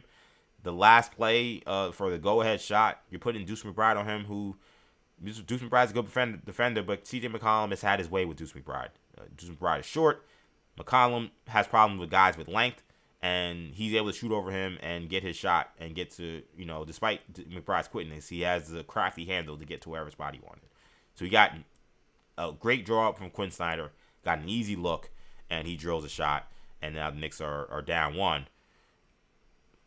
Why not put Mikal Bridges on him? Why not put OG Anunoby on him? He goes to, basically, he also, by the way, goes to a smaller lineup. I'm like, he made the shots, so it didn't matter, but as Stan McGunny was saying, they're going really small for a team that's a good offensive rebounding team in the Hawks. Why would you not want at least one big out there, especially Mitchell Robinson, to maybe secure a rebound? I know he can't shoot free throws, but whatever, you got to get the stop. To secure a rebound if there's a miss. They got such an easy shot, it didn't matter. But I thought the process was flawed because another option put on CJ McCollum would have also been OG Anunoby, who's your best defender. And instead, your best defender is now taken out of the play completely because he's boxing out Onyeka Okongwu. I don't know. It just seemed like mind-boggling coaching. There were, I think, 3 or 4 different options I would have rather had on McCollum than McBride. I would have rather had OG. I would have rather had Mikal. I would have rather had even Landry Shaman, who's a little taller. Those 3 guys definitely I would have rather had. And Josh Hart. It's 4. 4 guys I would have taken in that spot to cover CJ McCollum, who you knew was getting the ball for one play. And you took the shortest guy on the court besides Alvarado and put him on him. It's stupid. It's just stupid coaching. So he's not doing well. Jalen Brunson, I thought his defensive effort was much better. The Knicks still have a problem, though, with him being hunted, and they don't really have a solution for it. They, especially in the fourth quarter, tightened up their rotations a little better. But one of the key plays in this game was the fact that on that one play where Jalen Johnson gets a shot blocked by Karl-Anthony Towns, but then puts it back in, number one, no effort from Brunson or any of the other guys so after the block to actually be in position to grab a rebound. They just are all staring at the play. But number 2, Jalen Brunson does nothing on the screen. Like, Jalen Johnson comes around the screen. I don't think he was actually initially looking to just go right to the basket, but nobody was guarding him because Brunson, I don't know what he was thinking. I don't know if he was trying to, there was no switch. He clearly wasn't trying to switch. He didn't hedge hard. He didn't blitz. He didn't do anything. He just let OG get screened and let Jalen Johnson get to his left hand and get a free run to the basket. Mental mistakes on defense still hurting this team. And then one of the other things about this game, and I mentioned Mikal Bridges, whose defense has been good. I mean, the reason why Nickeil Alexander-Walker has not been a conversation of this series, in part, I think, has been because of the defense being played by Mikal Bridges. So he's working hard defensively, but offensively, this was, I don't know, somebody's calling me, and I can't even, and I don't have where my phone is, which is great. I'm just going to power through that. Is my phone anywhere? How's somebody calling me? Well, it's done now.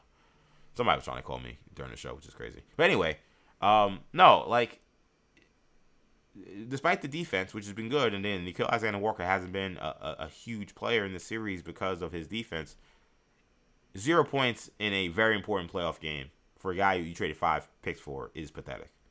This is probably the worst performance of Mikal Bridges' playoff career, I would assume. And this was the kind of game that makes me almost feel like, again, there's still plenty of series left, but it only makes you feel like, man, like, whatever happens this season, this guy can't be on the team anymore. He was minus 26 last night. I mean, he gave 0 impact. His on-the-ball defense was pretty good, but after that, awful. 4 turnovers in that stretch, 0 for 3 from the field. He took 2 threes, missed them both. Neither of them were close. And the same deal with this guy is that, like, if he's not making jump shots offensively, I just don't know really what his value is. His handle is weak. The Hawks know it, so they keep stripping him. He's a marginal player. I'm being real. He's a marginal player who they've paid a premium price for in terms of the trade they made. And when it comes to having to try to win with this guy, I don't know if it's possible. Because these performances, they're within the lexicon and within the possibility of happening. Like, it's just a reality that he could have one of these kind of stinkers. I mean, just a pathetic performance from Mikal Bridges. Absolutely pathetic. Karl-Anthony Towns had 21 points in this game. He's plus 22, but then he only plays 34 minutes. Why the hell is he playing only 34 minutes if he's plus 22? How does someone not get in the coach of the year and say, hey, man, Karl-Anthony Towns has been the most impactful player on the court. Maybe we should, I don't know, include him in the game more. He had 17 rebounds in this game. Again, we're talking about a team that's had trouble keeping this team off the offensive glass. I don't know. Mike Brown, I've lost a lot of faith with this series. I think he is, again, not coaching a good series at all, which is really disappointing because I think there are plenty of things that he did during the course of the year that I think gave you confidence. What I've seen is what's really concerning is he looks like a coach that's kind of panicking. He's playing lineups he hasn't played all year. He's making oddball decisions, like going small in the last possession of the game. Why would you go small in the last possession of the game when it's a one-score game and offensive rebound can win the game? Like, it just seems like he's just doing things that I'm like, you look like a coach that is spiraling. You look like a coach that's just trying to draw up answers and you're kind of just pulling stuff out of your ass and not actually going with whatever you prepared for the game. This is a game where I've missed Tom Thibodeau, where, like, Tom Thibodeau, at the very least, I could always say he was prepared. I feel like, I know Mike Brown prepares, but it almost feels like, again, given the game, he almost overreacts. And he's just like, oh, my God, things aren't going exactly the way. I'm just going to overreact. And it's all right, Mr. Robinson, you're done for the game. We got to go small. And, listen, Deuce McBride's playing well, so he got to be the guy guarding CJ McCollum. Even though I know Mikal Bridges stunk, but defensively, he probably was one of the better options to guard him. Like, it's Mike Brown.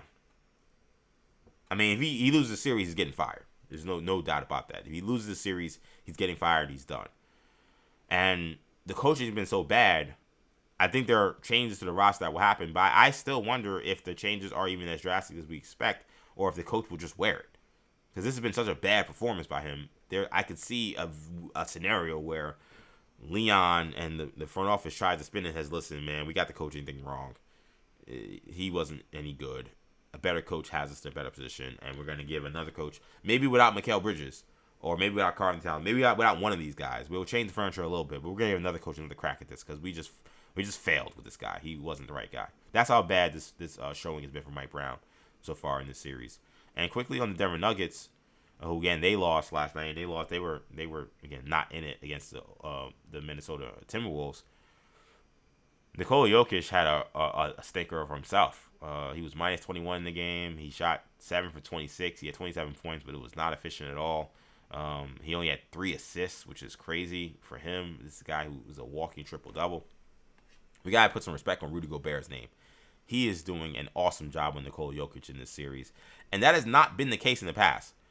Remember, when they played a couple years ago, the Timberwolves had their most success when they actually put Karl-Anthony Towns on Jokic, not Gobert, because Gobert was getting eaten alive by Jokic. I don't know what's changed, or I don't know if Gobert just understood the assignment much better, understood the scouting report, but he has made it extremely, extremely difficult on Nikola Jokic throughout this series. And Jaden McDaniels pointed out something that I think got a lot of attention to people, but now he looks like a prophet. He said this team don't play no defense. He said we're playing as a team that we just need to go out there and continue to attack their weak defenders, which is essentially their entire team. And last night they didn't have Aaron Gordon, who was their best defender, and they don't look like they can guard this team. So these are 2 3 seeds that are in trouble. It would not surprise me at all if either of these teams lost. I feel probably a little better about the Knicks finding a way to come back off the mat and win Game 4. I am very concerned about the Nuggets, especially when you don't know the status of Aaron Gordon and whether or not he'll be ready for a Game 4. But an extremely disappointing effort by both 3 seeds here. But shout out to the Raptors. They did win last night. They were in a pretty close game heading into the fourth quarter, and then they just ran away with it. Their rookie came in, and Colin Murray-Boyles had the game of his life. 22 points, 11-15 from the field. We know how active he is on the offensive glass. We know how aggressive he is defensively. Him being a two-way talent the way he was. RJ Barrett had a huge game. This was, I still think I feel really good about where things stand for the Cavs to win the series. And maybe part of you kind of feels like, man, the Cavs, you say you're a different team. You say you're ready to take care of business. You probably want to see them have a little bit of a better performance than they did. But I think this was more about the Raptors than it was about the Cavs. Really good night for Toronto. And again, seeing Murray-Boyles be that dominant in a playoff game for a pick that I think he's been good for them this year, especially as an amoeba defender, which is what he was in college. But seeing him have that kind of impact in the NBA playoff game makes you feel like, ooh, okay, maybe we really got something here in our first round pick. So the playoffs will continue later tonight. Man, it was when your team loses a tough playoff game, sleeping the next day is impossible. And I know some people will be right, like, oh, what do you mean you can't sleep after a team that you don't play for loses? Listen, I ride or die with the Knicks, man. And when they take heartbreaking losses, like, they eat at you. And like, I had a tough time sleeping, thinking about, for a game especially that came down to one possession, all the different things that came down to how that game shook out. It was hard to really go to sleep. But big games tonight, man. Philly, Boston, Game 3. Going to be interesting to see for Philly. Can they take that momentum that they took in Game 2 and bring it into Game 1? I don't believe Joel Embiid is expected to be out there, but I guess we'll have to see in terms of his status. Really fascinated by what's going to happen with Rockets-Lakers. It feels like this is where the Rockets come in, blow out the Lakers, kind of stop the bleeding a little bit. Lakers could have Austin Reeves back in this game. He was listed as questionable, so that's going to be a very, very interesting development to follow. But the Rockets being in a position where they're down 0-2 and their offense has been this anemic, people have been killing Ime Udoka, and rightfully so, for some of the weird substitution issues. I expect he'll probably be, I don't know, he's kind of a defiant guy. It wouldn't shock me if he decided, screw you guys, I'm going with whatever I'm going with. But I think given the heat he's facing, I expect to see a lot more Reed Shepherd in this game than we saw in games 1 and 2. And to be honest, this is the game to play him. Like, he plays better at home. Home crowd will be behind him. Role players always play better in those situations. This is the game to give him a shot to see if you can give a shot in the arm to the offense. And later tonight, you got the Spurs versus the Blazers. And Wemby with the concussion, I don't expect him to play. So we'll have to see, what's going to happen with this series now, which is now totally in the balance. That's the reality. With Wemby out, Spurs are a good team. I still would lean Spurs to win the series, but now this is a highly competitive series moving forward. I will say one thing about that series before I move on. Adam Silver remains clueless when it comes to a lot of things with the NBA, unfortunately. And I don't know how much you guys have been paying attention, but the owner for the Portland Trail Blazers has actually been a part of the conversation because he just bought the team. And he came in. He won a bidding war for $4.5 million to buy the Portland Trailblazers as they were put up for sale by the Allen family. And immediately he has come in, and despite what has been a remarkable season, that has had some weird off-the-court stuff, like Chauncey Billups with the whole FBI stuff. Even the front office, they had some guys get popped for some illegal contact with prospects, and they've been suspended. So they've had, it has felt like this has maybe been a kind of fast and loose organization with how they've been operating. But nonetheless, they've overcome a lot of these distractions to have a really great year. Tiago Splitter is thrown into the job of being head coach, and he's doing a great job. Again, a lot of these guys have shown out and had great years this year. Danny Avdia, MVP. Again, Scoot Henderson starting to show something. Drew Holiday's brought in the veteran leadership they expected. Like, some of these moves that they made, which I think people kind of raising the eyebrow at, now are starting to look smart. And the Blazers look like a team that's maybe on the rise. But the owner has come under fire. This is Tom Dundon, the new owner, because he is coming in apparently operating like a broke boy. He has come in, and the first sign of this was he got to the team, and they're in the playoffs. And one of the things you see with all playoff venues is these shirts that they give out. You give out a bunch of shirts. You all wear the same color. It's supposed to kind of show fan camaraderie with the team.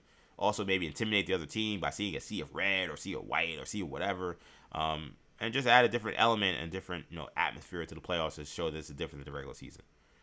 This guy who owns another team, he owns the Carolina Hurricanes, so he's someone who knows what these costs go into, came in and was like, oh, actually, you know what, we don't need T-shirts. They're too expensive.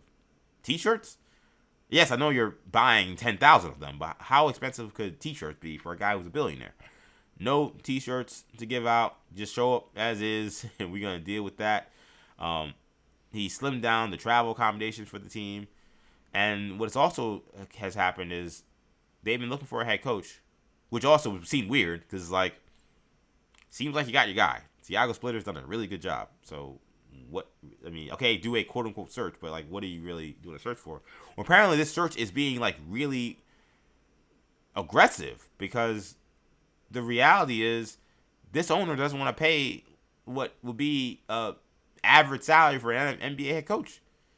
He wants to pay an NBA head coach like $1 million to $2 million. It's like, yo, that would be by far the lowest paid head coach in the NBA.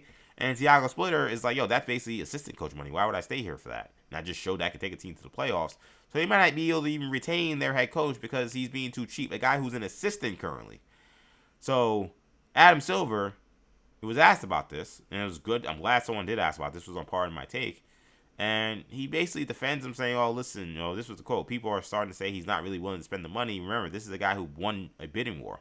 Call it $4.5 billion to buy the team, and they're calling him cheap. It just can't be. I mean, Adam, that's silly. Just because you bought a team doesn't mean you can't operate the team in a fashion that suggests you're not willing to spend top dollar to win.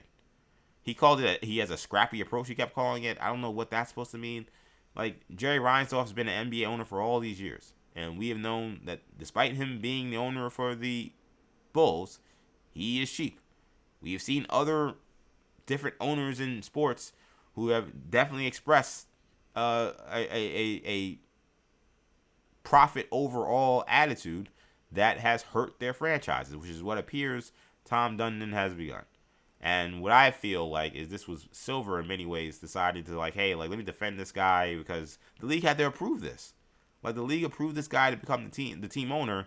Did they ask him, are you gonna pay coaches real salaries? Are you gonna strip down? What was the vetting process that came about?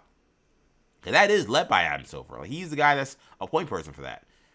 You didn't know any of this was gonna happen, and then you're gonna not lie, but you're gonna basically gaslight fans being well, he spent $4.5 million, so certainly he's not cheap. He's being cheap now. Yeah, he fronted the money to get the investment in the NBA because he wants to make a profit, but now that he is in the NBA, he owns a team, now is where he is saying, I'm cutting costs. So I don't know what this Blazers team is going to look like. I don't know if it comes to trading away guys or cutting salary. Again, the head coach of the team might end up being, I don't know who the head coach is, but he's going to be. It's going to be somebody who probably has no business being an NBA head coach if they're really going to end up, working for less than $2 million. I mean, that's, again, ridiculous for an NBA head coaching salary. This it's bad vibes, man. It's unfortunate, man. Rip City's been waiting for this. Rip City, they had everything happen with the Dame situation, and it looked like they were kind of in the middle, going nowhere. And they are still kind of a team in limbo, but at least they're a young team in limbo. There's an upside to them, perhaps. I don't trust this guy at all to be the answer to continue the Blazers on the upward trajectory. And then you got Silver showing up being like, well, actually, he spent $4.5 billion on the team, so he can't be cheap. What? Come on, man. Get out of here. Nonsensical comments, in my opinion, from Adam Silver. So before we get out of here, it's been a fun one, man. I almost said Orange and Blue Bloods. 40 days and counting. I want to finish with something I didn't get to talk about much, but I wanted to get into today, which is the announcement of the release of Drake's new album, Iceman, coming out May 15th. That is the official release date. There was a spectacle in Toronto where he put up an ice sculpture that really, they kept calling it a sculpture, but it just looked like a bunch of blocks of ice. It didn't look like really a sculpture. But it was a structure of ice and all these blocks. And he said that the release date was inside and that the people would, I guess some assumption was maybe it would melt and then people would see the release date. But of course, because of the spectacle that it created, and Drake's smart, he probably knew it would create the spectacle, so maybe I'm giving him too much credit there. Or maybe not giving him enough credit, rather. He decided, you know what? I was just, announce the release date because people started climbing on the ice. They started doing weird stuff on the ice. I saw a picture of a guy smoking crack on the ice. So I'm like, yeah, they had to shut that down. That was becoming ridiculous. So he just announced release date May 15th. Get ready for it. That's when it's coming out. So we're now about 3 weeks out from Iceman. In terms of a music standpoint, my expectations aren't super high because I just haven't seen Drake release a high-end project worth my time for several years now. I kind of separate the Scary Hours 3 part of what you saw, or 4, whatever, Scary Hours. The last Scary Hours installment that was put on For All the Dogs, because that wasn't a full album. Now, those songs were fire. That was a fire 5-pack that he put at the end of that, and for the deluxe album for that. And that happened because basically people were saying the album he put out stunk. And it did. For All the Dogs is just a couple of joints on there, but overall, especially for his standards, just felt lacking, which has been like his music for the last few years. He puts a couple of joints on there that are pretty dope. I didn't listen to the R&B album because I'm not really into R&B, but same thing with the Certified Lover Boy. There are a couple of joints on there. You Only Live Twice. That are definitely replayables, but the album as a whole, the concept doesn't really come into play. Seems like there are a lot of throwaways in there. That's kind of been his act, it feels like, for the last few years.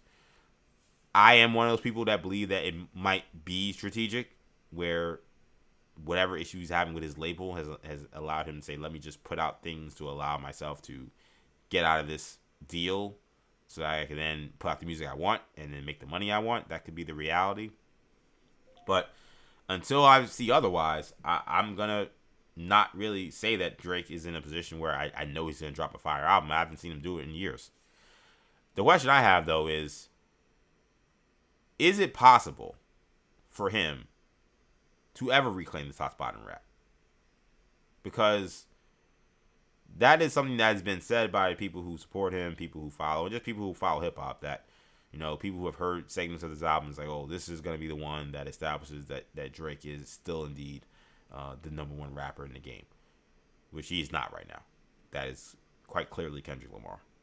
But I looked at this and I wondered, can he make an album good enough that people could say, despite what happened in 2024, and despite the movements of him since, the lawsuit and all those different things, at the end of the day, you cannot mess with the boy's music. The boy's music is fire, and he has the best album right now, so he's the hottest rapper. Is that even possible?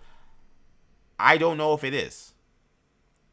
I just wonder from my standpoint, and just seeing Drake, and listen, he is taking one on the chin that he has not taken really since the Pusha T battle, ironically. And that inspired some pretty good music. The first half of Scorpion, I think a lot of that was music inspired by what happened with that battle. Because there are all these disses to Kanye and the good music people in that side of it. And no, I don't love Scorpion. I think it's too many songs. I don't think it's great. But I think the first part of it is much better. And a lot of those songs were inspired after that. And he was kind of talking a lot about that. If Drake makes a whole album where he's kind of reflecting on the experience of losing this battle and everything that has come with the conversations around him, I think there's an opportunity potentially that he does make really good music. The problem I have is, number one, the perspective that he's coming from and the perspective that I've seen from his music of late. Like, is it going to be enough to resonate with everybody? Because I loved the last Scary Hours drop that he had, the 5 songs he had on there. The music I thought was top tier. Subject matter, I think, came across a little shallow, came across a little red pilly, and it was a little surprising, considering this is a guy that has so many female fans. Now, these are same fans who love Chris Brown, so maybe it doesn't matter. But I'm not a red pill guy. That's not my vibe at all. I just like the raps. I just like the music. I just thought it was good raps. But there were some hints and sprinkles in there that I was like, ooh, it's a little more misogyny than I expect from Drake. Ooh, there's a little more red pilly things than I expect from Drake. He sounded like a guy who, in many ways, was like quite bitter about the life that had been bestowed to him. I can't imagine he's less bitter now. I imagine he's more bitter. So even if he puts out top tier bars and high end music, with people now with a microscope of him and people with a certain lens of him that tried to paint him as a culture vulture, as someone who's not of the culture, someone who's a visitor, like, will those bars resonate even if it's delivered well and the music is good? Or, I think some people may just say, I don't, like, oh, he's talking about this, I don't even want to hear that, like, I'm done. I think that's a possibility. I also think that there's the reality that real damage was done, and I don't know if it's possible in 2026 in this time and age, given the algorithm and given how much the algorithm has now been catered to hip-hop conversations only being about Drake versus Kendrick, and Kendrick decisively won the battle to the large public. It just may be one of those things where it's impossible for him to ever pass Kendrick Lamar in people's eyes. The way I describe it is, it's almost like watching a guy lose to someone in the NBA finals, in the NBA. Like, we talk about ring culture. In some ways, I think ring culture also almost exists now with rap, where there was a battle with 2 of the biggest rappers, really 3. One bowed out, so therefore he was forfeited the chance of being the best rapper. And then the 2 guys that battled, and then the public decided that one guy won, and then the other guy is not handling it very well with how he's operating since. At a certain point, I just think we're going to say, okay, this album was good, but he still isn't Kendrick. I think that's going to be the sentiment from a lot of people. And I don't think it's a sentiment just from the K-bots either, the alleged K-bots. I think it's going to be the sentiment from a lot of just rap fans. They'll be like, this is a very good album. This is great. This is a step in the right direction, or maybe even the best work Drake has done in a long time. But I don't know if it's going to mean, okay, but because of that, now he's the best. I just think that we're going to go back to, well, he had the battle, though, and the battle was won by Kendrick. And it wasn't like Kendrick didn't follow that up with a disappointing project. He followed it up with a phenomenal album that, won a Grammy. I know some people say who cares, but certainly was one of the best albums of that year. And still, music still gets played to this day. It's going to be tough, I think, for Drake. I think Drake, I'm very curious how much rapping he is doing in this.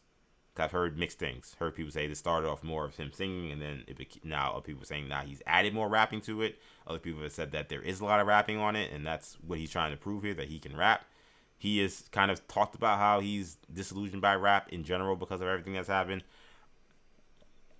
He might be better suited trying not to. And I know that would play to Kendrick's narrative. I like Drake with the melodies. I don't like Drake when he acts tough. He might be better suited trying to swing for hits. I'll be honest, I kind of wonder if he should make this like his Thriller, where it's, no, Michael's in everybody's mind, where Michael came in with the idea that he wanted to basically make however many songs Thriller is, 11, whatever. He basically wanted to make 11 hits.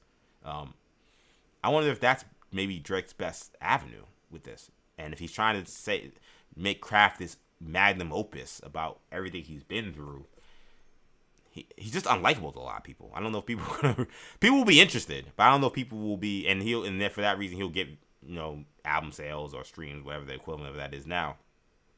But I don't know if it will necessarily, again, people will resonate with it. I almost wonder if he's better suited, similar to what I said with J. Cole, where it's like, just make the best songs you can make possible, the best slaps possible that are undeniable, and that may be your best way out of this.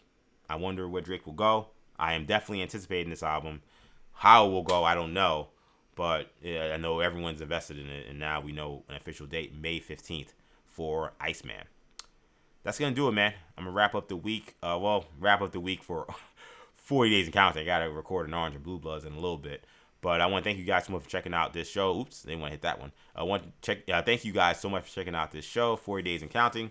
Of course, you can catch all of 40 Days and Counting on YouTube, New Generation Media, where the episodes, after they go up, they stay up, obviously. So if you can do me a favor, hit the like button. That helps me a ton. If you can also subscribe to the channel, New Generation Media. We greatly appreciate that. That helps us a ton as well. And comment in the comment section. Get engaged in any way, even after the video's up. Get in the comment section. Let me know what you think about the draft, what you think about the Knicks and Nuggets, what you think about Drake, all these different things. Mike Vrabel. Get in the comment section. Hit me up. Greatly appreciate that. Also, hit me up on X, EG_Stu, where we also are streaming live. You can follow me there. Also, follow me on Instagram. Sadly, we did not stream on Instagram today, but I'm usually on there. Follow me on Instagram, ActionEJ. And, of course, all episodes of 40 Days and Counting go up on our podcast channel. Just search New Generation Podcast Network wherever you get your podcasts. Make sure you hit subscribe. Make sure you hit auto download. And make sure you give us a 5-star review if you can. We greatly appreciate it. That's going to do it for now. Thank you guys so much for checking out this very special edition of 40 Days and Counting, recapping the NFL Draft. I had a blast talking with you guys. Of course, I'll be back next week with more 40 Days and Counting. Tuesday, 6 p.m. Be there or be square. Also, be sure to search Orange and Blue Bloods for the next Knicks podcast. That'll be up very shortly. So if you're watching this and wanting a Knicks show, you'll get a Knicks show in a little bit. But this has been a lot of fun. Fun week. Not fun for the Knicks fans, but fun for everyone else. I'm EJ Stewart. Thank you guys for checking me out. I'll see you next week.